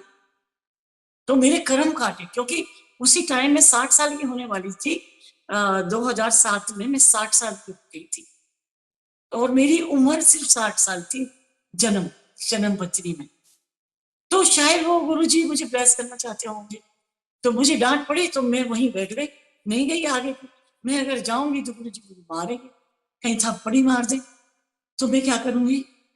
और संगत कोई डांट पड़ती है तो संगत इतनी प्यारा गुरु परिवार है, कोई बुरा नहीं मानता। वो सोचते हैं कि गुरु की ब्लेसिंग मिल रही है। एक दो ने तो नीचे जब मैं बैठ गई नहीं गुरुजी के माथा टेकने 5-10 मिनट तक, तो गुरुजी देखते रहे, फिर मैं गई। तो वो लेडी, फिर मैं बैठ गई जाके, गुरुजी बात नहीं की। वहां एक छोटा सा मंदिर था, छोटा सा, या तो मुझे नहीं मालूम है कि मैंने पूछा था, रघुवीर अंकल बताते नहीं ऐसा था, या मेरे लिए बनाया, नहीं ऐसा नहीं होता। गुरुजी कुछ तो कुछ कर सकते हैं, शिव जी तो कुछ भी कर सकते हैं। तो मैं गुरुजी को बातों में लगाने के लिए, कि गुरुजी बहुत नाराज थे, तो मैंने कहा गुरुजी मुझे माफ कर दीजिए, मैं ऐसा ऐसे था, मुझे जाना पड़ा। गुरुजी ने कोई जवाब नहीं दिया, बहुत नाराज थे। तो मैंने कहा गुरुजी वो जो जल प्रसाद चढ़ा दूं, जो लिंग शिवलिंग बना था उसी हॉल में, तब बना नहीं था मंदिर पूरा। तो गुरुजी ने कोई बात नहीं की, इशारे से बोला कैसे कि जाओ। तो मैं कैसे जाऊं, इतनी संगत भीड़, उसके बीच में से लड़कती पड़कती हुई गई, तब मेरे कोई चोट नहीं थी। गई, मैंने जल चढ़ाया, मैंने पूरा साफ किया, साफ करके फिर आ गई, मैं वहीं बैठ गई, फिर काफी देर तक कर ली। और फिर इसके बाद तो गुरुजी ने 2007 में फिर जाते रहे, वो करते रहे, और गुरुजी ब्लेस करते रहे, और चोला छोड़ा गुरुजी ने 2007 में। तो सारी संगत को यही लगा, चाहे पुरानी हो चाहे जो जुड़ी थी, कि जैसे अनाथ हो गए। और उससे पहले गुरुजी हमेशा इंडिकेशन देती थी कि वो चले जाएंगे, तो गुरुजी ने चोला छोड़ा, क्योंकि गुरुजी अपने ऊपर सारा लेते थे, किसी का भी करते थे, सब उनके ऊपर जाता था। कहीं भी जाना हो, किसी भी जगह जाते थे तो ब्लेस करते थे, किन्हीं के घरों में जाते थे, चले जाते थे, ब्लेस करते थे। और कितने लोगों को हमने देखा, अडवाणी अंकल, अंकल कहती हूँ, मैं जब से गुरु परिवार से मिली हूँ, मैं अंकल ही कह देती हूँ हर एक को। आर्मी ऑफिसर को अंकल कह बैठी मैं तो चंडीगढ़। तो कोई बात नहीं, जो मेरा गुरु कहलवा है। तो वो ये भी आए थे बहुत साल पहले, 22 साल पहले। तो सेवादार से गुरुजी ने कहा था, मेरे टाइम की बात नहीं है, बहुत देर पहले की है, जहाँ हम लोग जुड़े उससे पहले की है। तो जब गुरुजी जी आने ही लगे थे एम्पायर स्टेट में, तब की बात है। तो जब वो चले गए चाय पी के, मोदी और अडवाणी, तो गुरुजी ने उसको बोला, चला कपूर अंकल को, कि ये जो है ना आया है, क्या नाम है इसका, कहते हैं ये अडवाणी नहीं बनेंगे, मतलब ये अडवाणी नहीं बनेंगे, इनका वो रह जाएगा, और मोदी जी प्राइम मिनिस्टर बनेंगे इस देश के। साफ सोचो, 25 साल पहले, 25 साल पहले जो बात हुई। सो गुरुजी के बारे में बयान करना, गुरुजी के रूप को, गुरुजी के नूर को, आज गुरु जी की संगत में कोई किसी को इनवाइट करने की जरूरत नहीं है। कई संगत होती है, हम तो चले जाते हैं, हमें पता चलता है कि ग्रुप में आया, भागे चले जाते हैं। और संगत जी, आप गुरुजी को जब बिठाते हैं, आप अपनी चेयर डालते हैं, तो आप उधर गुरुजी बैठे हैं, गुरुजी बैठे हुए हैं, आपको ब्लेस कर रहे हैं। वो सुबह जाएंगे, सुबह नाश्ता खाएंगे, जो अच्छा लगेगा वो खिलाइए। चावल पसंद नहीं करते थे वो, चावल नहीं पसंद करते थे। काजी अंकल को कहते थे तू कश्मीरी है, चावल खाता है, झूठ बोलता है, ऐसे मजाक बोलते थे। तो आज धीरजा आंटी आंटी आपका बहुत बहुत धन्यवाद। मेरे पास सत्संग और भी हैं, वो मैं कभी बाद में करूंगी, जो पटियाला हाउस का था, जो मुझको गुरुजी ने वहां खड़े होके सत्संग करवाया था एम्पायर स्ट्रीट का। वो एक केस को गुरुजी ने 12-13 साल बाद बाइज्जत बरी करवाया था। वो जब मैं आई थी तो एम्पायर स्ट्रीट पे खड़ा होके गुरुजी कहते हैं आज उठो। मैं सोच रही थी कि मैं भी करूं, तो गुरुजी कहते रेनू आंटी उठो करो। अब मैं तो घबरा गई। अब मैंने ना वहां अपनी वो बना शान मार दी, मतलब मुझे ऐसा नहीं। बाद में मैंने गुरुजी से माफी मांगी कि मुझे नहीं बोलना चाहिए था कि मैं ये थी, मैं यूनियन लीडर थी, मैंने पुलिस को मारा तो मेरे ऊपर केस लग गया। वो लगा था तो जो सच्ची बात थी बता दी। सो इस तरह से गुरुजी ने से पीछा छुड़ाया, बाइज्जत बरी हुई मैं उस दिन, और गुरुजी ने कराया। सो अब बस आज मैं अपने सत्संग को यही विराम देती हूँ। सारे जितने भी सुन रहे हैं, आप ये ना सोचना कि हम भाग्यशाली हम हैं कि हम गुरु से जुड़े हैं। ये पूर्ण गुरु हैं, ये महादेव हैं, इनके ही नीचे सारा ब्रह्मांड आता है। इनका ही स्मरण करो, इन्हीं का शुक्राना करो। ये को प्यार चाहिए इनका, कोई ईगो इफ एंड बट्स मत करो। गुरुजी को मंदिर में जाओ, दूर से भी सड़क पे भी खड़े होके, जहाँ मूर्ति है वहां भी आप खड़े होके हाथ जोड़ के आ जाओगे और दूर से देखोगे तो आपका जो उद्धार होगा। जो कर्म है ना वो तो गुरुजी कटवाएंगे, बहुत दफे कटवाते थे। कोई अंकल कहते थे मेरी मदर बहुत बीमार है गुरुजी, वो कहते हैं कि नहीं इसके कर्म है, ये वो है, तो वो कहते थे कि मुक्ति मिल जाए तो अच्छा है। तो गुरुजी ने एक अंकल को बोला था कि नहीं अभी नहीं, 4-5 दिन बाद इस डेट को इस टाइम पे जाएंगी। तो उनको बहुत दर्द दिया, 4 दिन तक बहुत तड़पती रही। और वो कहते रहे कि गुरुजी वो तड़प रही है, कहते कोई नहीं वो कर्म कट रहे हैं। और वो उसी टाइम पे चली गई और उनको मुक्ति मिल गई, मोक्ष मिल गया। सो आज जो संगत है पूरी दुनिया में कोई भी जगह देखो, आज अगर हमारे गुरु में ये शक्ति या महादेव ना होते तो ये हर गाड़ी पे गुरुजी ना लिखा होता, हम लोगों के दिलों में गुरुजी ना होते। वो गुरुजी इतना चमत्कार नहीं बोल सकते, गुरुजी ब्लेस कर रहे हैं। गुरुजी ने अपना चोला छोड़ने के बाद भी गुरुजी आज भी मंदिर में है।